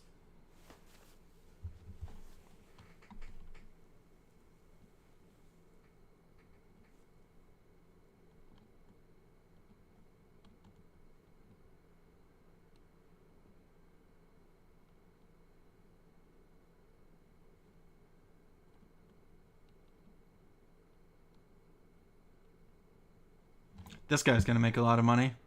He is investing in weed and Bitcoin.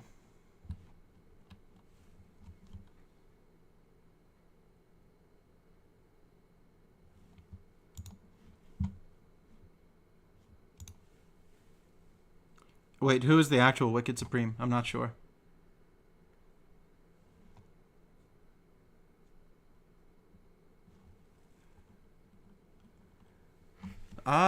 Do I not have that much? Oh, Yanis Varoufakis, we live under something far worse than capitalism with Owen Jones. Ooh, this could actually be interesting. I was wondering if you were thinking of Vermin Supreme.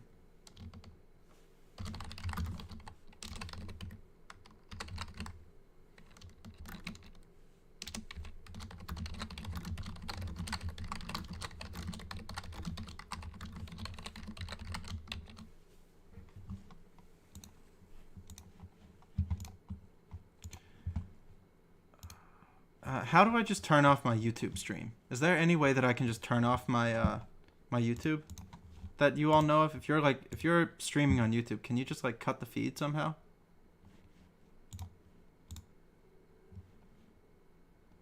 I just want it to stop.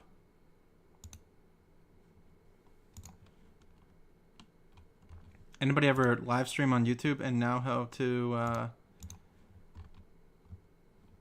end a YouTube stream without ending your Twitch stream? YouTube Studio. No. Well, we're gonna find stream now. Basic info. Oh wow. Stream now. Basic info. Where is stream now? Is that like in right? Dog-faced?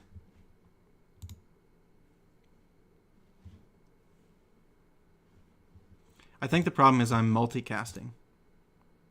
Oh, okay. No worries. All right, let's see what Yanis has to say. Labor has been normalized again under Keir Starmer.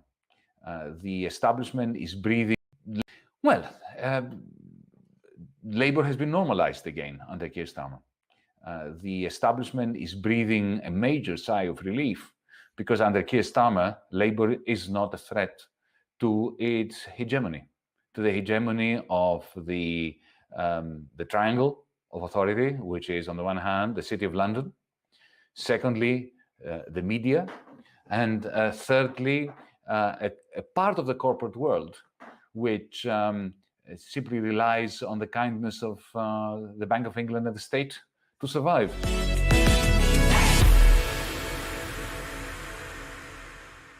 Yanis, what an honor. Hello. Hi, Owen. It's an honor on this side of the pond as well. A huge honor to always be in your company. You're in Athens right now. That's right, isn't it? No. I'm on top of a hill on a small island, an hour's ferry ride from Athens. This is where I live. I live on an island. Of course you live on an island. I bet obviously the most British thing in the world to do is just fall back on the crutch of talking about weather. But I would presume you have slightly more idyllic conditions than those we're currently enduring here. Indeed, and they're also enjoyed by expats from the UK. So my next door neighbours are people taking refuge here from Newcastle. So there you are. I can't escape you guys. You can't. It's very difficult to escape the English. I had many friends who fled to Greece during the period of lockdown here. Indeed. Very geeky. Right, let's go straight into it. I'll start with I mean, we're going to leave. What we'll always do, I think, is try and leave the audience with a bit of hope and optimism. But that will mean probably taking some pretty depressing detours. So we should be clear about that. Let's just start at the beginning of the second half of the 2010s. There was this moment of political possibility and hope in different parts. There was the rise of Corbyn's Labour. There was Syriza in Greece. There was Podemos in Spain. There was Bernie Sanders 2016 in the United States. And we're now in a situation where Corbyn's Labour was battered. Syriza, after spending it... We're all battered. Very well battered. Everyone got battered. Syriza... Podemos is actually in government, but originally they were ahead of the poll. That's the end of it. Well, I want to hear about that. What has gone so badly wrong for all these political projects?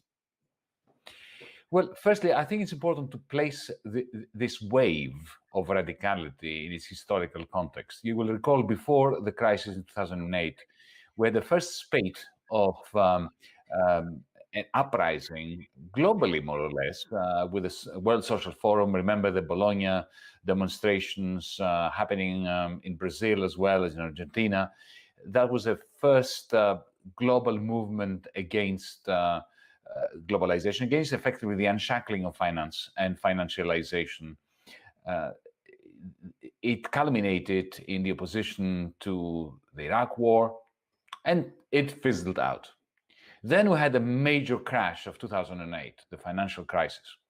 And all the movements that you mentioned, from Bernie Sanders, Syriza, Podemos, and so on, they were a response to the newfangled regime that was imposed after 2008 by the G20, which I describe very simply as socialism for the bankers and the very few on the one hand, and austerity, universalized austerity for the many. The reaction to that, especially the repossessions of homes, the serious shrinking of social security provisions, the austerity in Britain under George Osborne, the repossessions in the United States in particular, that ended the second social contract between working class and the powers that be, which was based on financialization of homes. That gave rise to, initially, the Occupy Wall Street movement. Very soon after that, the Indignados in Spain and the Aganatismeni in Syntagma Square in Athens. And if you look at, the Bernie Sanders political revolution, the Podemos movement, the Syriza rise from, 3% of the vote to 40% of the vote, all those were the electoral manifestations of that left-wing progressive reaction to socialism for the few and austerity for the many. What went wrong? Well, the system, let's call it that, the liberal establishment, got its act together. It started in Greece in 2015 because we were the first occasion when this movement and its electoral manifestation managed to win government. I spent 6 months in that government as a Minister of Finance of Greece, and I witnessed it. I witnessed the manner in which the minds of the powers that be concentrated on crashing the government. I was a finance minister that had the onerous task of negotiating with creditors who didn't want their money back. Just try to contemplate that. Creditors who didn't want their money back because they were far more interested in crashing our government, even if that meant that they wouldn't get their money back. Because for them, that was a decent investment into securing the crashing of similar rebellions, electoral rebellions, in places like Spain. And let me, Owen, just remind our viewers, listeners, friends, of what happened when my prime minister at the time, Alexis Tsipras, surrendered to that cabal of the establishment.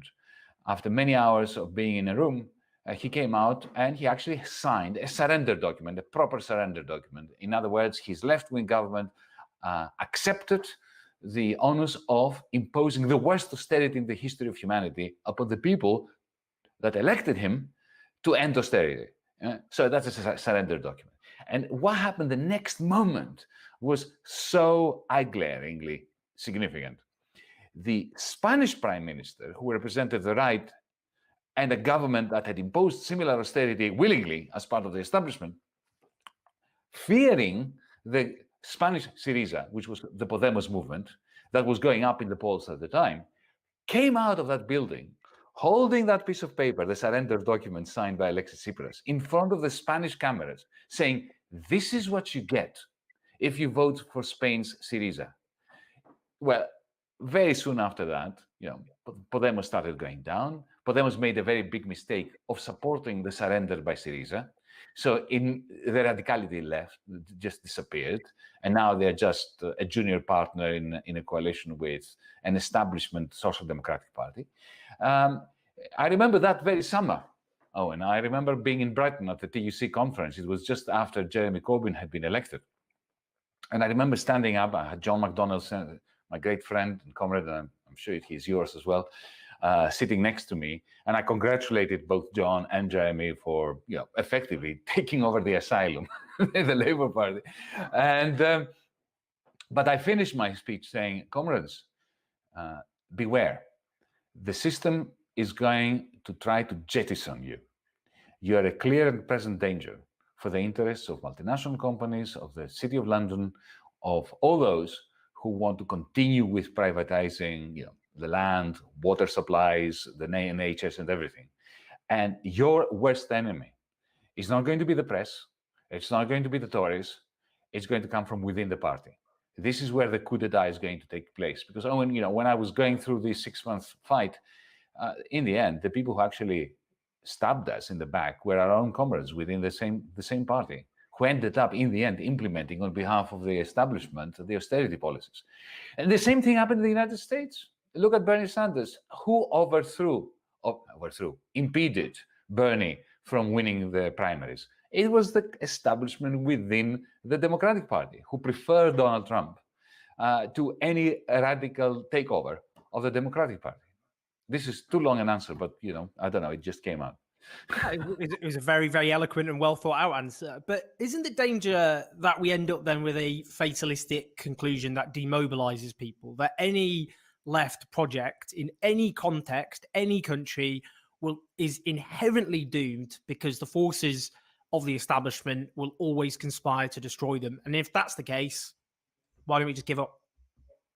Not in the slightest. Not in the slightest. When you fail, you try again. And you try to do it better. You remember Tony Benn's infamous and wonderful expression, there is no final victory, comrades, and there is no final defeat. Every generation, those were, I believe, verbatim his words, every generation is condemned to fight the same struggle and again and again and again. And that's a wonderful thing, because I don't know about you, I'm sure that applies to you too. Life is wonderful when you get up in the morning and you're fighting that struggle. And, Okay, so I agreed with everything that Yanis said up until right now. I disagree that... I think there are a lot of people fighting the struggle that life isn't wonderful for them. I think that this comment is a little bit naive from Yanis, kind of similar to the to when it reminds me of when Chomsky said it takes 10 minutes to vote. Why don't we all just do it? It takes like 10 minutes of our time. So hearing that from Yanis about there's a wonderful I think that Yanis doesn't exactly realize that he is living on a private island somewhere in Greece, with all his books and everything. But I 100% agree with everything that he said right before then about how, there are no defeats that are the end. There are no victories that are the end. The idea of wonderful is more beauty in the eye of the beholder. Fair. I felt the need to just kind of maybe say to Yanis, hey, it might be okay for you, but I'm pretty sure that the people here in the United States that don't have food, don't have a roof, don't have shelter, and so forth is a little different. That's a wonderful thing to fight those, I believe, verbatim his words. Every generation is condemned to fight the same struggle and again and again and again. And that's a wonderful thing, because I don't know about you, I'm sure that applies to you too. Life is wonderful when you get up in the morning and you're fighting that struggle. And, by keep pushing at that, a huge vessel, at some point, we are going to start moving it. And that will be a wonderful moment, worthwhile living to see it. Give me your political analysis of Keir Starmer's Labour. Well, Labour has been normalized again under Keir Starmer. The establishment is breathing a major sigh of relief, because under Keir Starmer, Labour is not a threat to its hegemony, to the hegemony of the triangle of authority, which is on the one hand the City of London, secondly the media, and thirdly a part of the corporate world which simply relies on the kindness of the Bank of England and the state to survive. That establishment had a scare when not only did Jeremy Corbyn win the leadership of the Labour Party, but in 2017 he got a higher proportion of the vote that Tony Blair ever did in his 2 election victories. That was a moment when the establishment thought, oh my God, there may be a government that nationalizes the railways again. And not in the way Boris Johnson did, but in a way which is in the interest of the many, not of the privatized companies. A government that reverses the process of insidious undercover privatization of the NHS, a government that actually takes 10% of shares of corporations and give it to the workers or to public his 2 election victories. That was a moment when the establishment thought, oh my God, there may be a government that nationalizes the railways again. And not in the way Boris Johnson did, but in a way which is in the interest of the many, not of the privatized companies. A government that reverses the process of insidious undercover privatization of the NHS, a government that actually takes 10% of shares of corporations and give it to the workers or to a public equity fund. So Keir Starmer now has defunct all the radicality from the Labour Party. I read the recent document on the Green New Deal that they came up with, which was a rehashed version of the 2019 program. There's nothing particularly green in it or new. And it's certainly not a New Deal in the sense that Keir Starmer has succeeded in making Boris Johnson's green industrial revolution. By the way, isn't it amazing that Boris even stole the term that Jeremy Corbyn introduced? Keir Starmer succeeded in making Boris Johnson look more green and more radical than the Labour Party is. I mean, on that, do you know, I mean, you're touching on this wider phenomenon, which is a new form of right-wing populism. Well, it's not that new anymore. But if we look at Hungary, for example, the regime of Orban, if we look at the regime in Poland, what they've done is raided aspects in rhetoric and sometimes in substance of left-wing economic ideas. In Hungary, the regime nationalized the pension funds. In Poland, they talk of, welfareism, of Polonization in terms of public ownership of banks.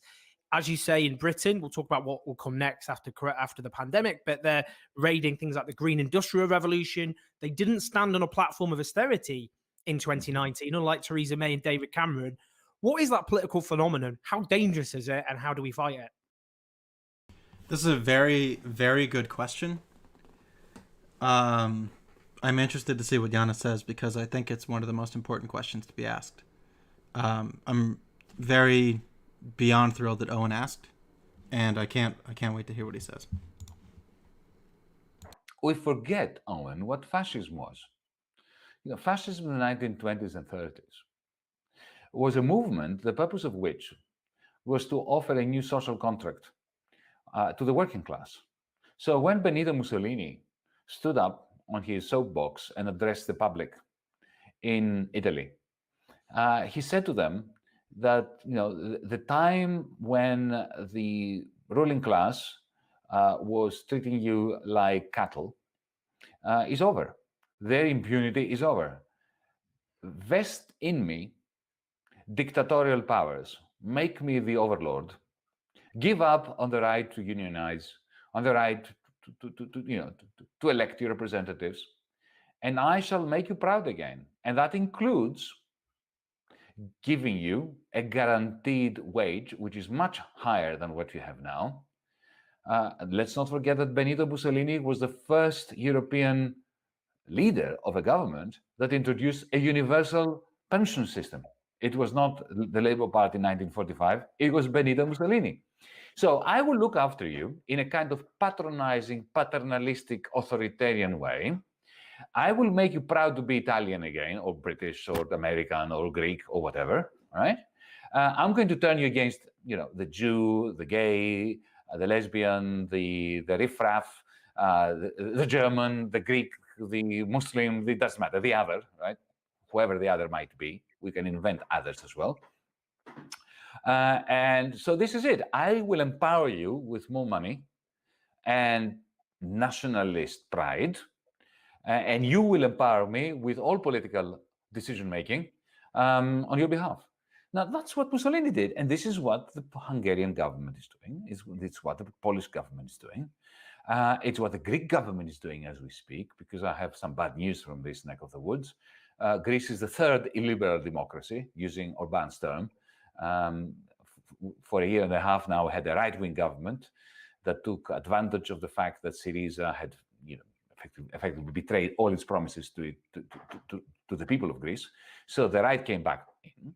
The first thing they did was to end the right of students to have conferences and congregate and have meetings in universities without the police having the capacity to break in. Yeah, that's the liberal part.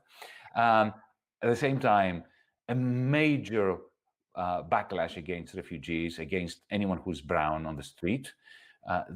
The Coast Guard being given direct orders to violate international law, and whenever they see a flimsy boat full of refugees, to push it back into the waves and effectively risk the lives of those people in order to create a fortress Greece. Last week, we had a demonstration in Athens, and our members of parliament of Mera 25, we were effectively placed under illegal arrest because the constitution supposedly gives members of parliament the right of freedom of movement. So we have this illiberal wave, which is founded on a not so farcical recapitulation of the fascist techniques and tactics during the mid-war period. By the way, I must say, Yanis has got this brilliant new book out, which is called Another Now, which charts an alternative. We will come on and talk about this, but it's a must-read. Do go and get yourself a copy. But in terms of the crisis we're now in, the pandemic, how much, in terms of the economic consequences, how do you judge them compared to, say, the 2008 crash, the Great Depression of the 1930s? How much of the lasting economic consequences are, and what do you think the political consequences will be? I always try to convince people, friends, comrades, audiences, that the pivotal moment was 2008. That 2008 was our generation's 1929. 1929 changed the world. It came at the end of a decade of irrational exuberance, the roaring 20s, with financialization together with mega corporations and network companies like Ford, motor companies like Edison and so on, going berserk. And, that period of, effectively, financialization coupled with a neoliberal logic crashed and burned in 1929. That created fascism, Nazism in Europe. It gave rise to the New Deal in the United States. In the end, an alliance of the New Dealers and the Soviet Union crushed the fascists, and we had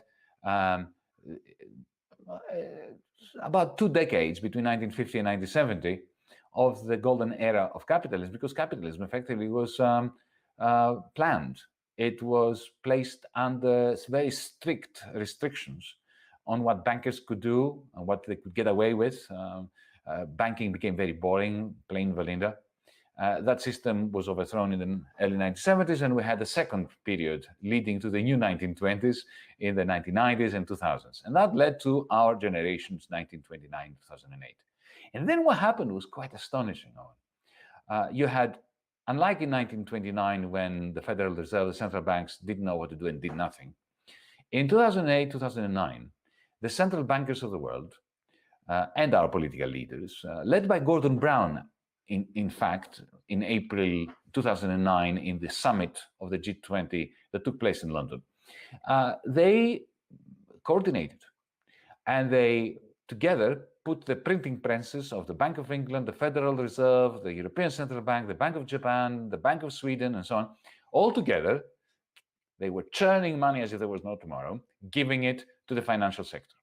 Only the United States, especially after Obama got in power, they handed over around, my estimation is $12 trillion to the financial sector, only in the United States. Add to that the Bank of England, the Bank of Japan, European Central Bank. You have a tsunami of cash going into the financial sector to refloat it. And refloat it they did. While at the same time practicing austerity everywhere. So the little people, austerity. Financiers, socialism. Socialism, and the money tree.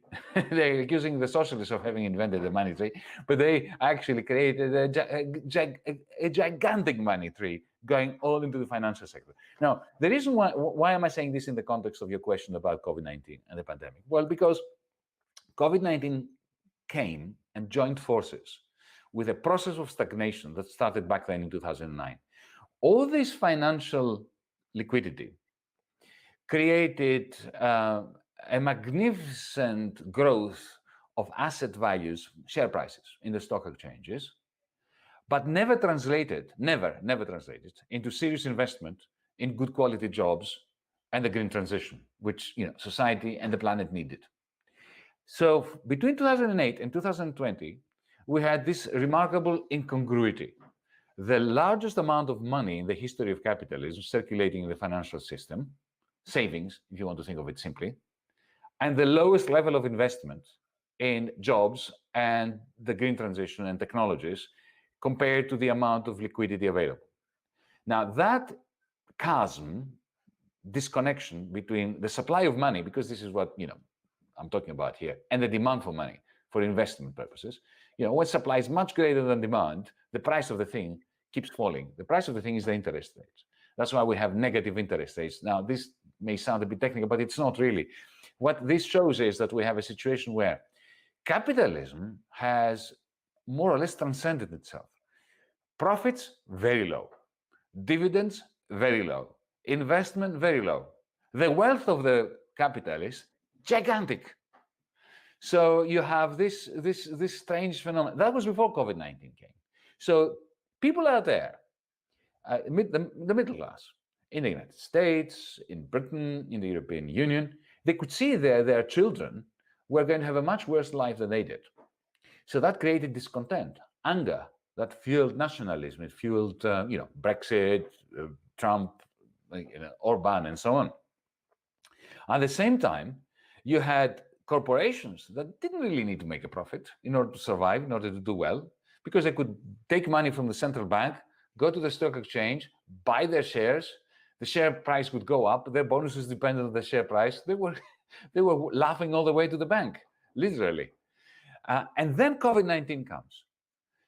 It attacks both demand and supply because factories and companies and restaurants had to close, so supply was restricted. Demand, because we were locked in, like we are locked in, so demand went down on average.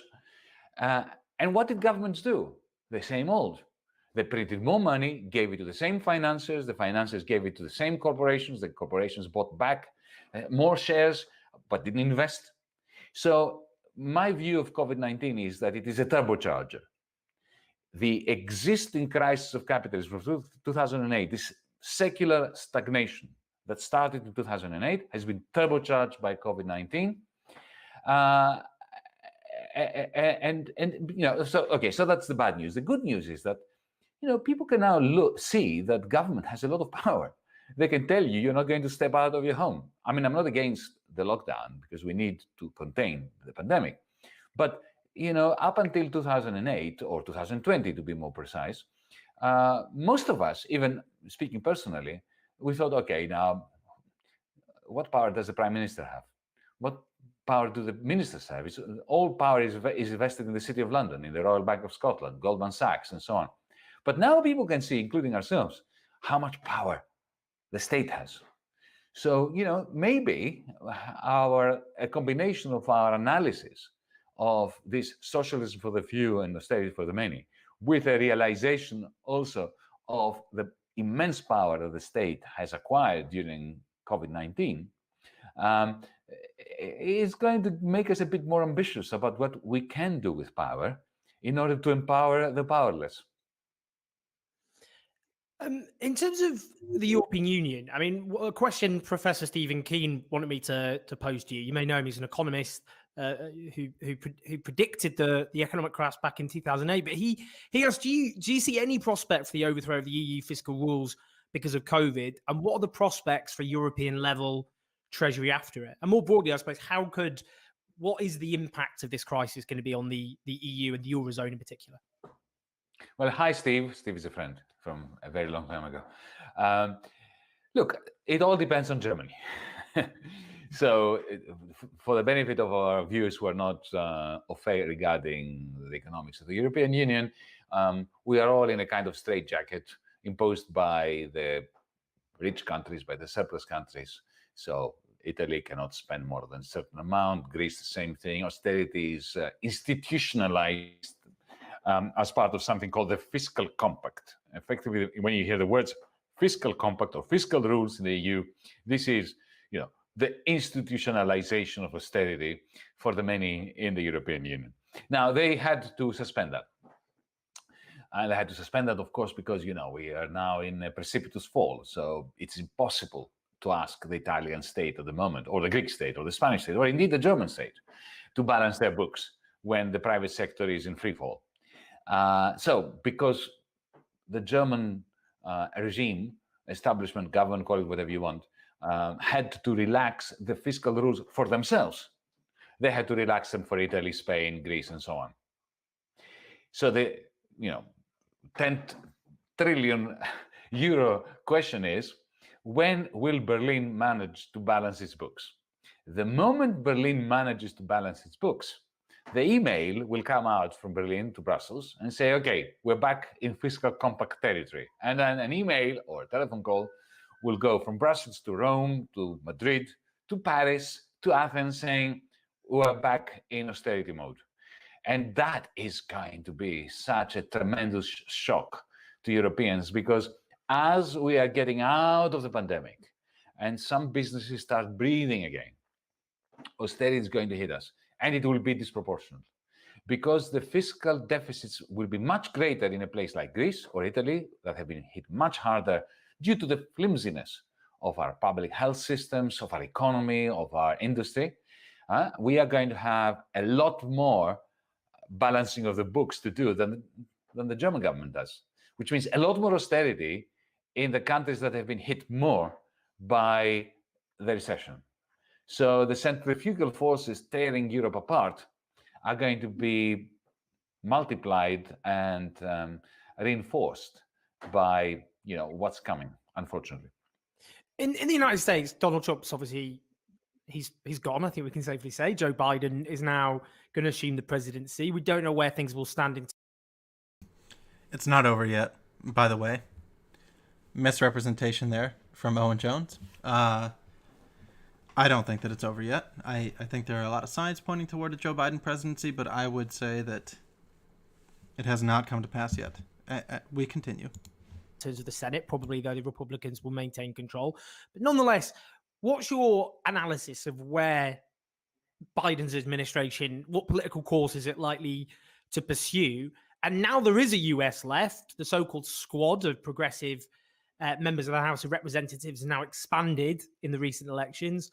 How much power, how much leverage do you think they will have, and what their role will be in the coming period? Very little, I'm afraid.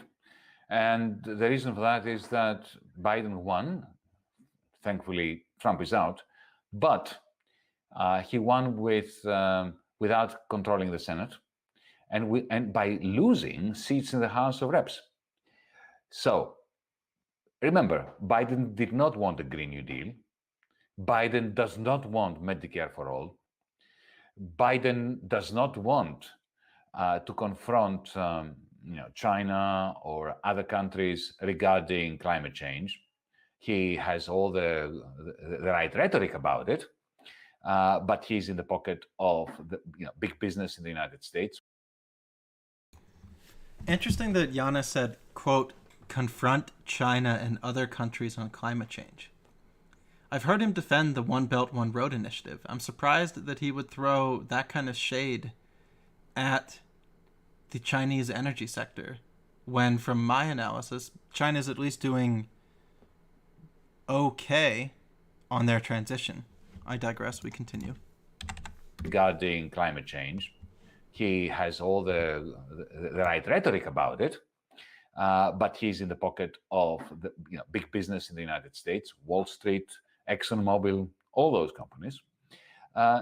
And now he has a fantastic excuse of reneging on the agreement he had with Bernie Sanders and the squad. He had an agreement with them, unlike in 2016 when Hillary Clinton thought that she could win without the left. That was disproved. Biden realized that he needed the left. So he made an agreement with the left. The agreement was the Green New Deal in particular.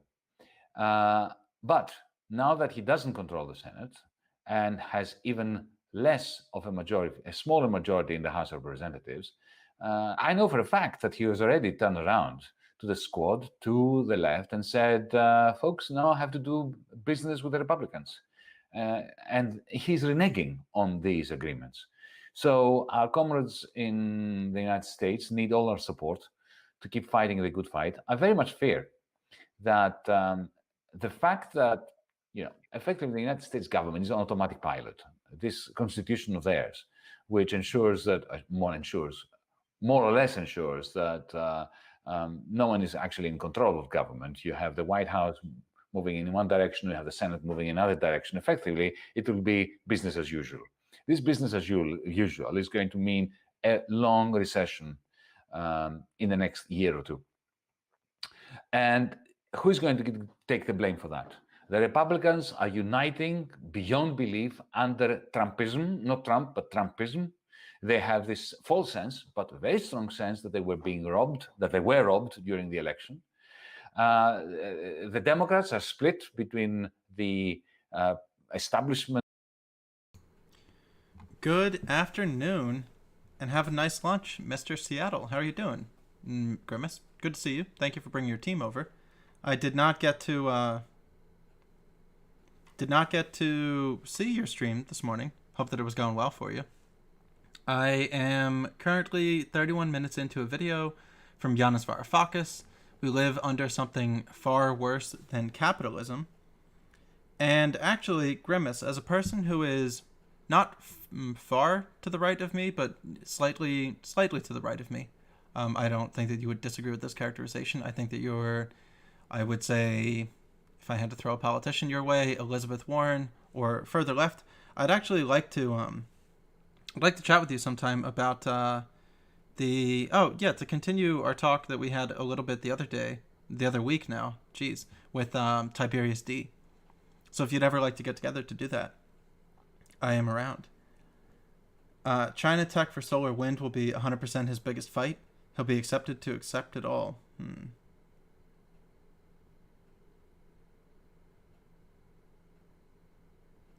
Oh, damn. You don't have a laptop, Dogfaced? Damn, we gotta get you hooked up here sometime. We gotta get you a, some kind of PC. Hello, Neurobot. Good to see you. Alright, we've got 15 or 16 minutes left. Oh, I need to up my competency on it as well, Grimace. Thank you for bringing the team over.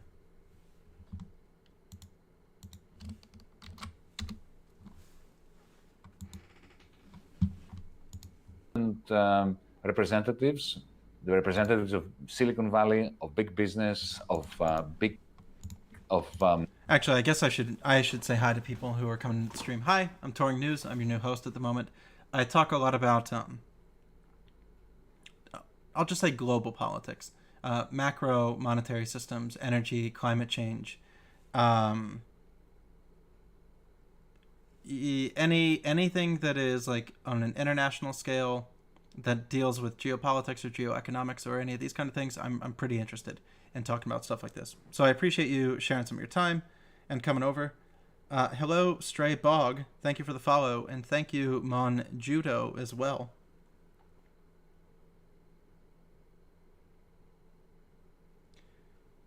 How was Smaller Streamer Saturday? Only one person called in. I didn't exactly like advertise it. My streaming schedule hasn't been anything lately. I think you all know that I kind of like, I dealt with stream fatigue after doing this for I did it for like 20 months without a break. February 2019 until November like 14th of 2020. I didn't really take a break at all during that time, and I think I just I crashed. So I took some days off, and now we're building my stamina back, building the stream back. The other day I had a YouTube video up about AI. It was either, let me see if I can find it here for you.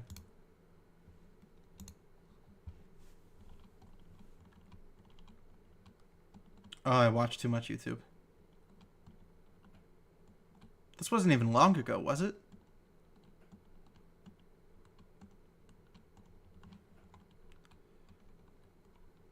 I don't remember. I'm sorry.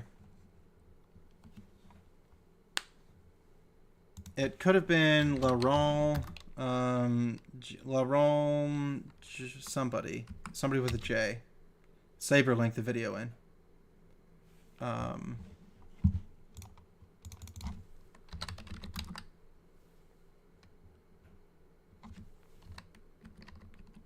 Orion? Was this it? I don't know. Jaron Lanier. There you go.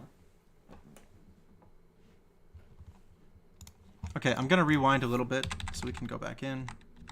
Business as usual. It's down a smaller majority in the House of Representatives. I know for a fact that he was already turned around to the squad, to the left, and said, "Oh, I guess. Well, thank you for thanking me. Yeah, cool. I am now 2 hours and 17 minutes into my show. This is when I'm supposed to say all these things. If you want to follow me on social media, I do have Twitter. I do have a YouTube channel. And if you wanted to support my channel, I am one of the larger unaffiliated broadcasters here on the platform. I have been in open revolt against the Twitch contract and Bezos for over a year now. It's been a year that I've been unaffiliated. So you can give a small donation through PayPal. I accept cryptocurrencies, and I do have a Patreon that one can subscribe to if anybody wants to go above and beyond of not only watching, but also contributing something monetarily. So thank you, and now we are back to the scheduled programming. Folks now have to do business with the Republicans. And he's reneging on these agreements. So our comrades in the United States need all our support to keep fighting the good fight. I very much fear that the fact that, effectively the United States government is on automatic pilot. This constitution of theirs, which ensures that, more or less ensures that no one is actually in control of government. You have the White House moving in one direction, you have the Senate moving in another direction. Effectively, it will be business as usual. This business as usual is going to mean a long recession in the next year or two. And who's going to take the blame for that? The Republicans are uniting beyond belief under Trumpism, not Trump, but Trumpism. They have this false sense, but a very strong sense that they were being robbed, that they were robbed during the election. The Democrats are split between the establishment representatives, the representatives of Silicon Valley, of big business, of Wall Street, that's Biden, and the left. And I very much fear that everybody's going to turn against the left and blame the long slump that we are facing ahead of us on the left. This is something that the Republicans and Biden are going to agree on, I fear. The climate emergency, I mean, we mentioned the Green New Deal. Is capitalism capable of overcoming the existential threat to human civilization posed by the climate emergency? The short answer is no. But capitalism is not a monolithic thing. Remember that in 1933, Franklin Roosevelt, who was not a socialist, he was a patrician. He was, very conservative, really. But he understood that capitalism was its own worst enemy. and in that in 1929 and between 1929 and 1932, it was effectively undermining itself. It was creating a crisis that it couldn't overcome through market forces. So he stepped in with a New Deal and seriously curtailed the capacity of bankers to make decisions, effectively nationalize them. For 20 years after that, after the Second World War, the New Dealers ensured that the bankers were diminished figures. They could do very little. They had very heavy constraints placed upon them. So it is possible, as a stepping stone towards policies that and institutions that are true to the needs of the planet and of humanity, it is possible to constrain the more deleterious and malignant forces of capitalism in the context of a New Deal, to make a very quick difference when it comes to emissions, to climate change practices and policies. But in the end, we cannot civilize this beast. This is why, I wrote the book that you very kindly plugged, because I think we socialists, we have to start re-envisioning what socialism must mean in an era where capitalism is already, as I was saying earlier, transforming itself into a post-capitalism, a dystopic post-capitalism. Oh, and we don't live under capitalism anymore. It's something far worse than capitalism. I call it techno-feudalism. If you come to consider the fact that 90% of companies listed in the New York Stock Exchange belong to 3 companies, Vanguard, BlackRock, and State Street. That's not competitive capitalism anymore. This is a pure oligarchy with occasional elections that are bought by the oligarchs. A central bank, a state, effectively keeping those oligarchs alive. That's feudalism. It's a techno-feudalism because now it's high-tech. We have apps and we have Facebook and we have Google and we have Amazon and all that. But nevertheless, it is a dystopic post-capitalism. So we socialists have a duty to envisage a utopic post-capitalism. Before we end on the optimistic vision of the book, which I will keep plugging, a lot of people obviously are bringing up fascism, and which you've already mentioned, and the threat posed by fascism in this period of crisis. What's the left strategy in terms of an anti-fascist strategy? And more broadly, because it's not just fascism, in this country we've seen the metamorphosis, like the Republicans, into a more authoritarian breed of right-wing populism. What are the prospects, do you think, of the likes of Boris Johnson or Orban being toppled in this crisis in favour of something different?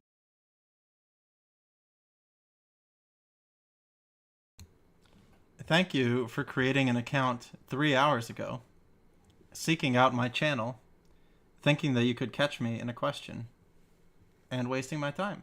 Have a nice day. Come back on your other accounts. I think the strategy of progressives must be to engage with the people who are susceptible to the fascist narrative, to do exactly the opposite of what Hillary Clinton did, which is to refer to them as deplorables, and therefore to deliver them straight into the hands of the fascists like Donald Trump.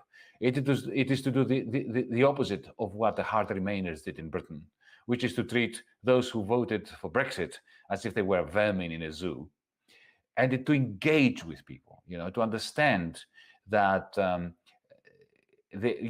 people in the north of England, in the coastal areas, in the Midwestern United States, here in Greece, even when they vote for an ultra-right-wing xenophobe, it's an act of desperation. To have sympathy with them, to have empathy with them, to discuss with them, to explain to them why they are, in a sense, empowering somebody who is going to turn against them, who is going to give them a few crumbs off their table in exchange for perfect and perpetual servitude. I personally refuse to abandon those people to the sirens of the fascists. It's essential that to go out there and humbly debate with them, explain to them, learn from them, and do what they do. They're either very good at community organizing, at speaking to people as equals, The left has failed spectacularly to do that. We must do it, and we must do it at an international level, at a global level. In terms of in the book, what you've tried to do is answer the perennial objection to people like us, which is you know what you're against, but you're less clear on what you're for. And one of the things you explore, for example, is cooperative models in terms of companies. So, in terms of just flesh that out a bit, in terms of the economic alternative more broadly, and what someone Kostas. Orblade and I are talking about. She did a video breakdown of Janet Yellen assuming the role of the Treasury Secretary, and my big take on the whole Yellen thing is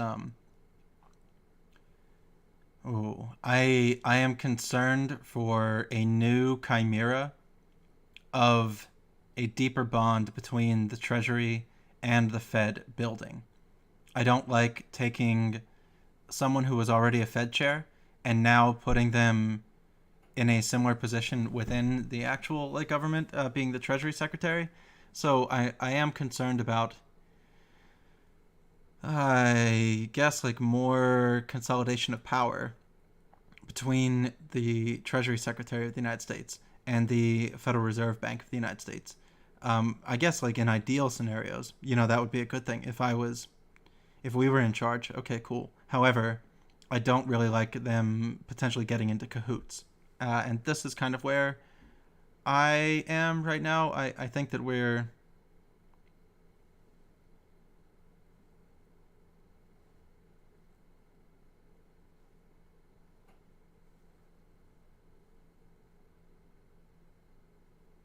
Yeah, it is concerning to me. I haven't heard OG yet, so I'll keep watching it tonight, or Blady. But yeah, man,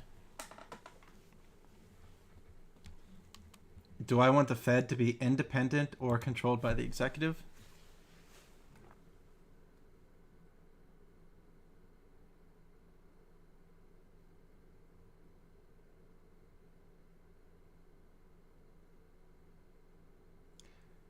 Can I just delete it?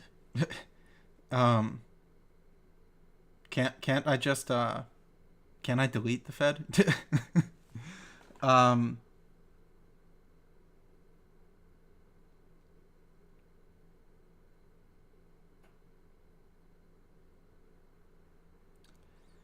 The longer that I've stared down into the abyss, the more difficult it's become for me to understand how to untangle the fact that private banks create most of the money, and it's not commercial private banks, meaning any private bank that is not the Federal Reserve private bank, create most of the money. I don't know. My answer to this is and Servance, I did intend to respond to your message. Whatever you'd like me to do, I'm willing to get together. Yeah, right. Narcy sounds about spot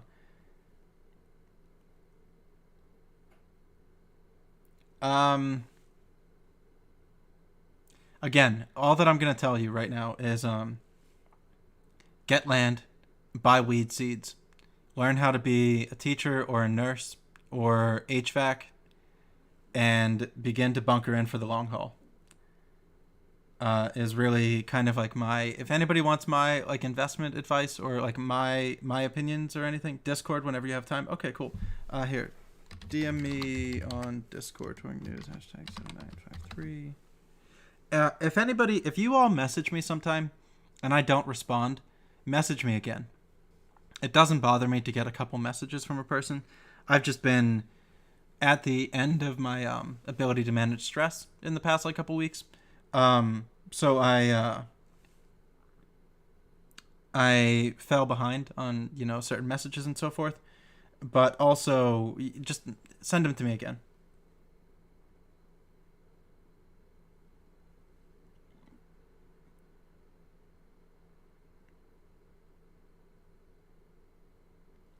Am I aware of the State Bank of North Dakota?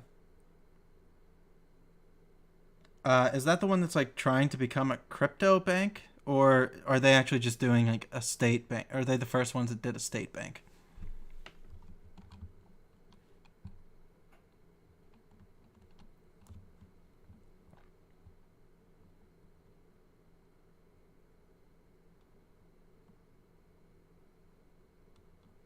I do support using credit unions, not banks. Very good.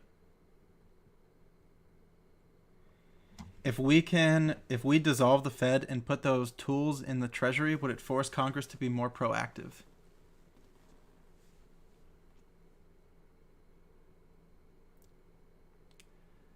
I would rely more on Orb Lady and Steve Keen, Stephen Van Meter, some of these other people that are out there and so forth. I have a deep, deep concern, everybody, that the dollar has been broken. That we just don't realize that it's I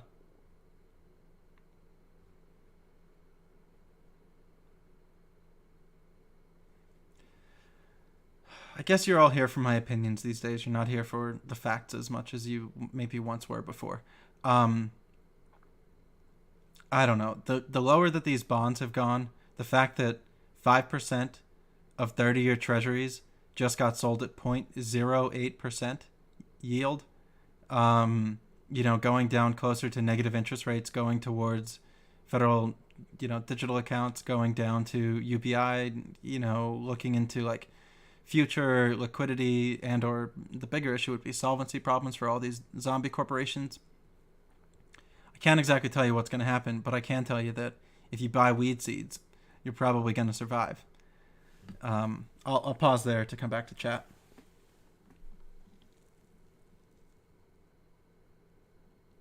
I don't remember that, TazKid.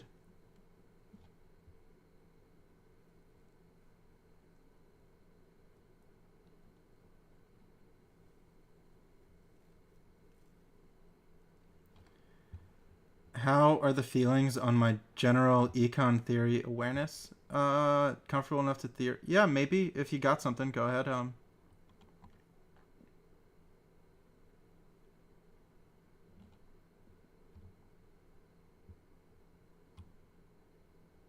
I'm gonna look into it, dog-faced.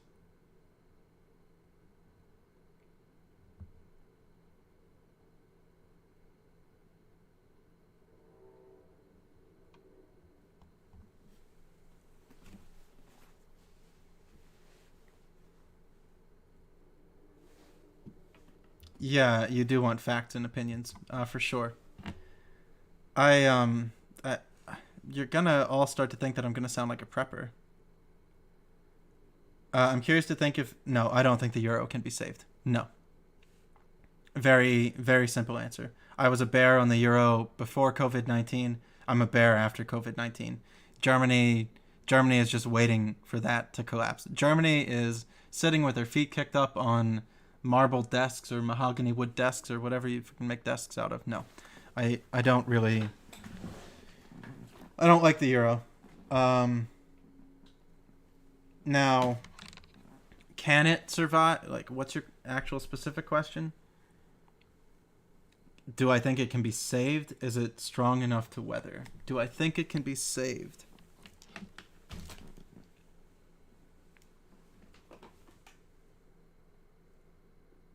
Not really.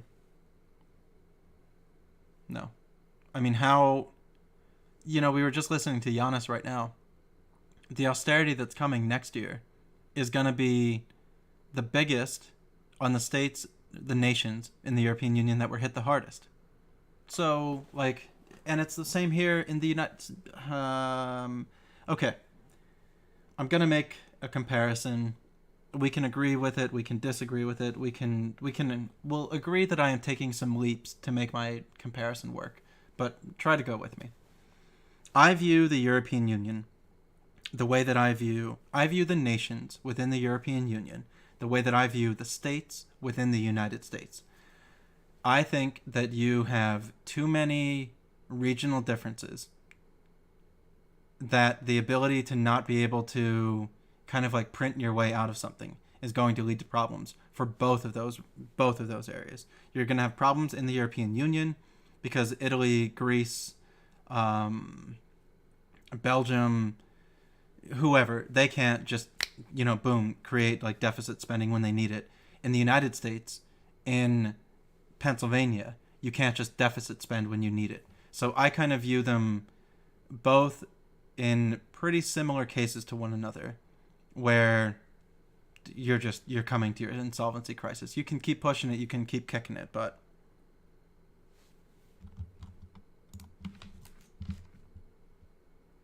oh, I didn't finish watching this.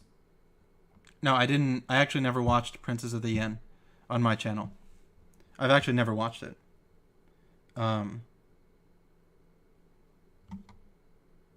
Yeah, I still haven't seen Princes of the Yen. I mean, unless I really don't remember things that I've done in the recent past.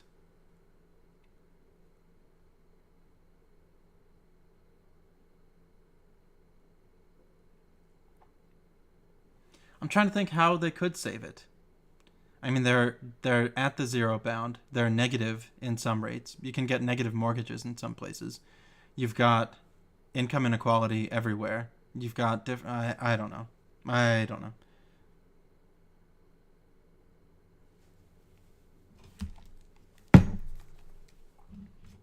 My biggest advice that I am just giving to people right now is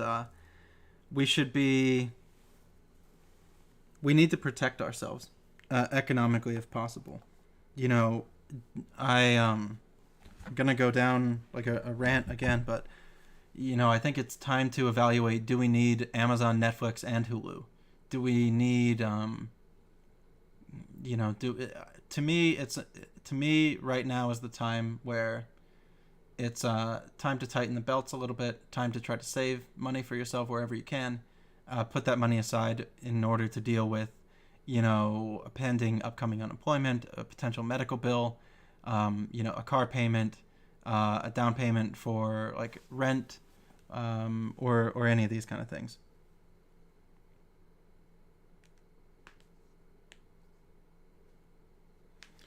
I'd restructure how euros are divided out across the block.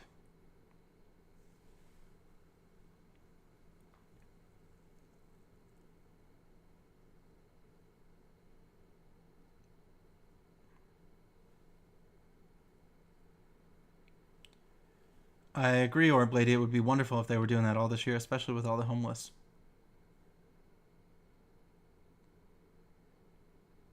Yeah, what's going on in Paris? I saw some videos of protests, but I haven't paid attention. Let's finish up this video real quick. We have 7 minutes left. Has submitted a question asking how so what in terms of just flesh that out a bit in terms of the economic alternative more broadly, and what someone Costas has submitted a question asking how such a novel economy deals with or prevents economic crises. Well, I try to answer this in the book, and because I try to be as self-critical as I can in the other now, which is a market socialist world, I even conjure up the crash of 2022. I imagine that the socialist society has an economic crisis, and I try to imagine what kind of economic crisis would it be like, and also how does that system manage to respond to it and heal itself from it? Because all societies have crises. I'm sure socialism is going to suffer economic crisis as well. But to give a whiff of the essence of the kind of economy that I envisage, of a democratic, liberal, market, socialist economy, if you can put all these things in one. 2 points. Number one, who owns the corporation?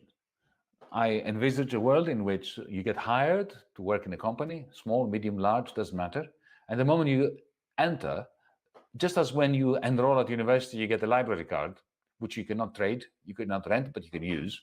You get 1 share in the corporation. And nobody can get a share unless they are employees. And that share allows you to vote for everything in the company. You don't have to vote, but you can vote. And once you leave that company, you go to another one, you give it back, and you take another library card, it's a principle of 1 person, 1 share, 1 vote.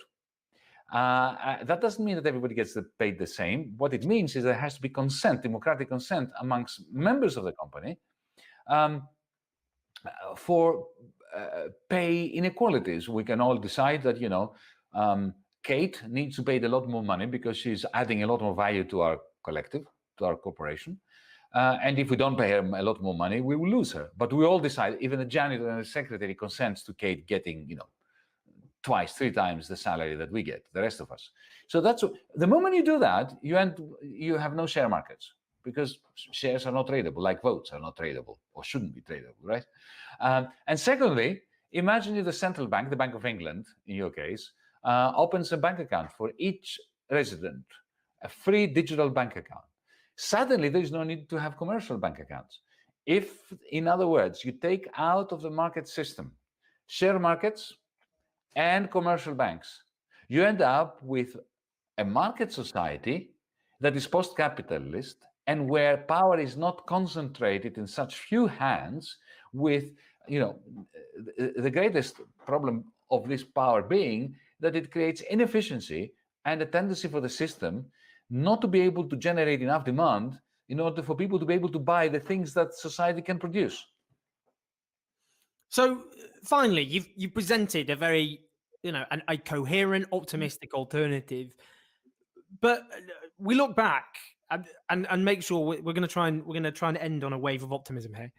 But we look back to 2008, and back then there was a sense of hubris on the scattered remnants of the time of the left, which was part of the problem, that neoliberalism had self-evidently been discredited by the financial crash, and that from the rubble of that crash, the left would naturally return with its narrative once again revitalized. And of course, the problem with it was, as Milton Friedman, who I like to quote, once put it, when the way you get change is through a crisis, and then the politically impossible can become the politically inevitable. But he warned it depends on the ideas lying around.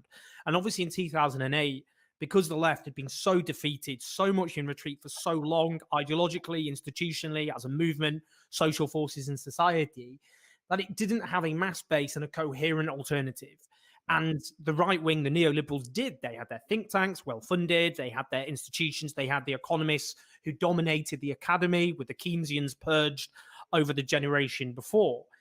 What do you think the prospects are for this time, for avoiding what, once again, Boris Johnson said there won't be a return to austerity. This government are already talking about a de facto pay cut for the key workers who were applauded out of windows by government ministers who'd spent a decade attacking their terms, conditions, pensions, and jobs.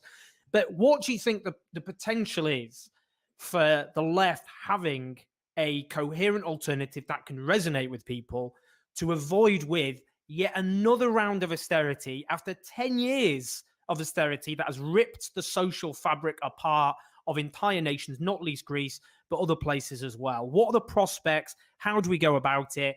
And what are the dangers if it's austerity and that once again that is victorious, that the majority pick up the bill for this crisis all over again? I think we have the opportunity. I think the prospects are excellent. And I'm not just saying that to end on an optimistic note. I truly believe it. What we didn't have in 2008, and we didn't have it in 2020 either, but maybe we're getting better at it. What we didn't have a transnational movement with a common organizational structure and a common plan for what we want. An international Green New Deal and a vision for a progressive kind of democratic socialism. That kind of internationalist organization is what the fascists had, and the bankers. It's called Davos, right?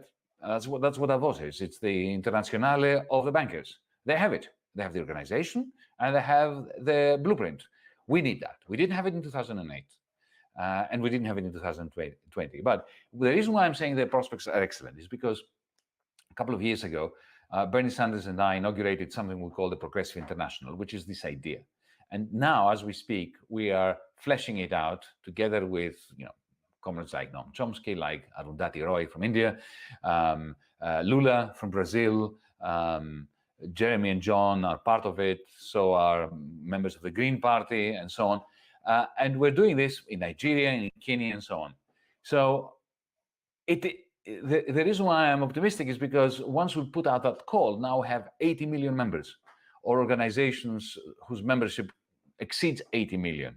This Friday, we start our first campaign in this context. We are not announcing it fully until the Thursday. We are going to, we're going to ambush public opinion, and we are going to ask people around the world simply to desist from visiting Amazon.com for one day, while at the same time, the International Trade Union Congress and many other trade unions organizations are going to be staging strikes in warehouses of Amazon under the hashtag Make Amazon Pay. This is a kind of global, international campaign of solidarity, including workers and consumers, citizens, in the context of a vision of how we can operate internationally and act in local solidarity to particular suffering workers, small businesses that are being closed down by Amazon. This is just one beginning, but the objective should be to have a Green New Deal for the world that we work transnationally towards. I think that is what we have been missing in 2000. Okay, so not exactly dog-faced. He said that the fascist movement organized internationally. The banking industry organizes internationally. The left also needs to organize internationally. Yeah, I'm gonna have to read and catch up on what's going on in France. I only saw the videos. Slightly familiar with the LFS protest, but no, I'll dive down through it. Saber, I agree. Dogfaced, for your comment before, I do agree as well.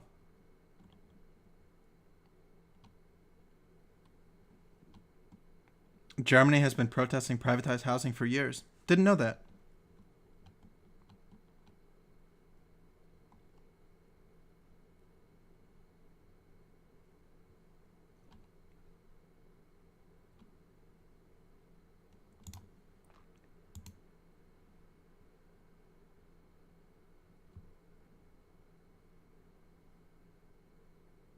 Oh, interesting, Echo. 2008, and the reason for our defeat, or sequence of defeat, since then. Yanis, it's been an absolute pleasure. I could not recommend this more in terms of if you're looking for a sense of optimism, a sense of political possibility, then this book is very important because these are difficult and trying times. Not just to be a leftist, but to be a human being in a time of tumult and crisis, which is profoundly unsettling, disturbing. But Yanis, you've given, I think, people who watched something to be optimistic about. So thank you. Well, thank you, Owen. You're doing it too. Do best. Well, I certainly needed that, and I hope you got a lot from that. Yeah, that was a good video. This year one German cities housing protests broke into fights with the police. Yeah, I didn't know about that. Yeah, that was well done by Owen and Yanis. I'm gonna chat for a little bit. Probably gonna end the stream in about like 5 or 10 minutes or so. I'm kind of being protective of my mind these days. Meaning I streamed too much for too long, and I have to gradually get back into this.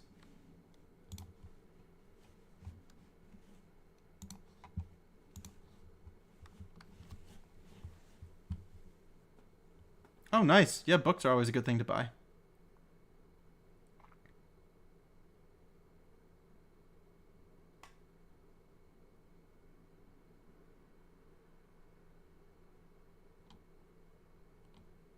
Is the criticism of Yanis having a role in governments in Russia and Eastern European countries creditable? I'm not familiar with it. Yeah, not familiar with it. Any other, thoughts or comments or any of this kind of stuff?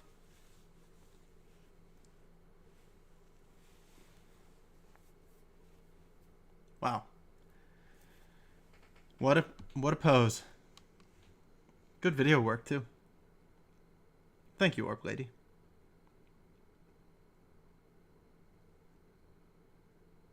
I appreciate that. You're wonderful yourself.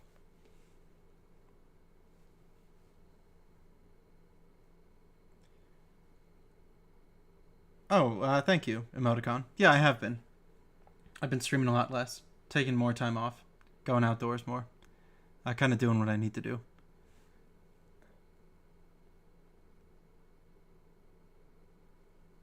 It's understandable, Grand Canyon.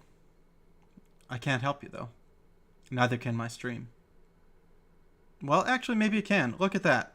That should brighten your spirits a little bit. That was a nice rollover there. Well.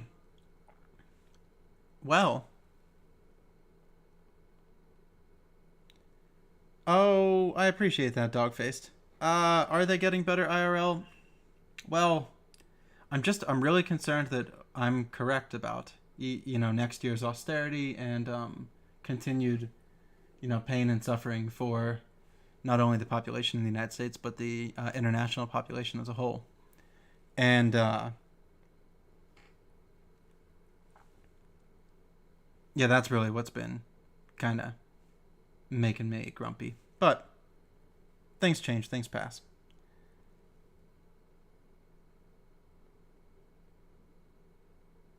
Ooh, nice, James. The Upswing by Robert Putnam and Shaylin Garrett.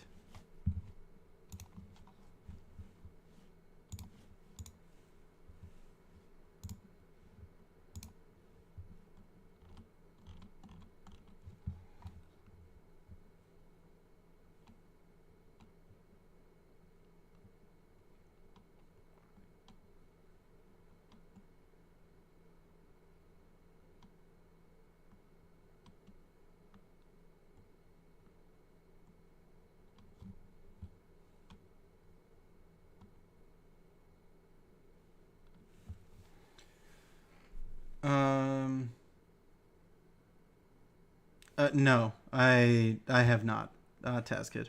No, I have not. Nope, I haven't been doing a lot of the things that I probably should be. I don't even know which Discord servers they are. I still have them. I'm probably still in them.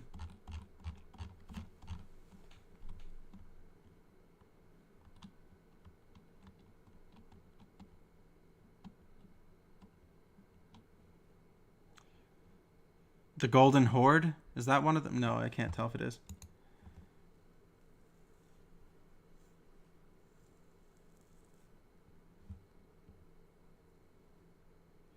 What is my favorite Pokemon?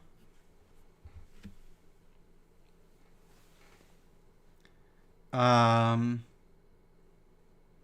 I have no answer.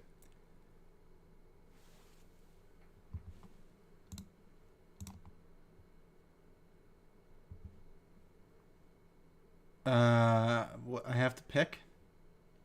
Jeez. I really don't know.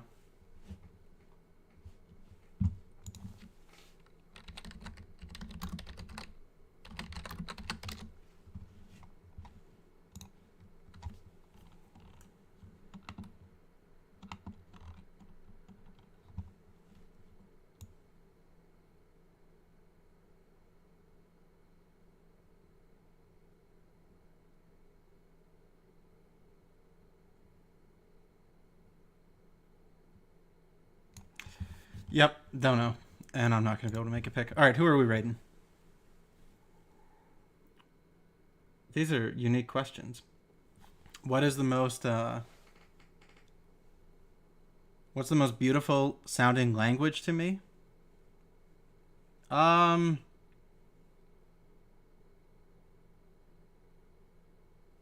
I've got two that are probably out there. I'm probably going to say Arabic or Russian. I know that that's a large leap between the two of them. What's the cutest animal? Oh, geez. Where are all these questions coming from? Otters are very cute. Yeah, otters are quite cute. Also, it's the meaning of my last name in Polish. So let's just go with an otter. They have a tattoo, or I have a tattoo of an otter. I don't have a favorite book either. Favorite book? Yeah, I don't have one. Okay, let's raid somebody.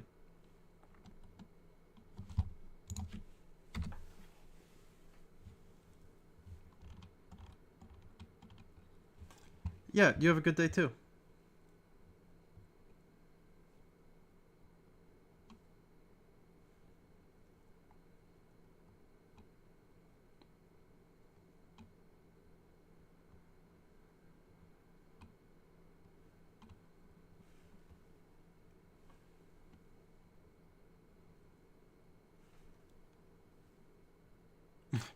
Nice, Thrashish. Thrashish. Your name means rat in, oh no, that's not good.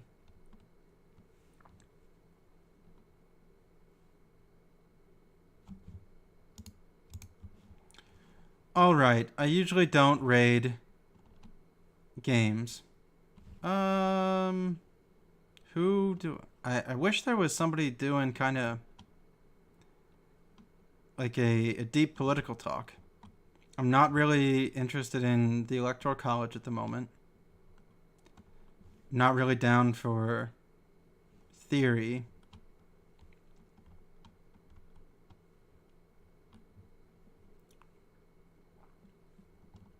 I'm actually kind of considering taking a chance and seeing if Hassan would notice a raid. Rats are awesome, don't rag on them. I apologize to you.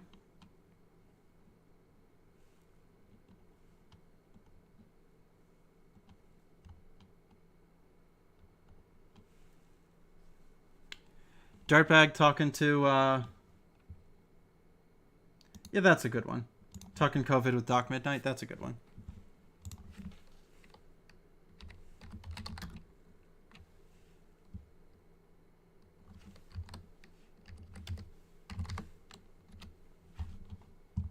That's a good way to go. And Dirtbag raided me a couple times before in the past. I've known him for about a year or so. He's been on Twitch for a long time. This is a good way to go. I will see you tomorrow. I'll just make sure you're staying live. Okay. And we could get through coronavirus. I think he is.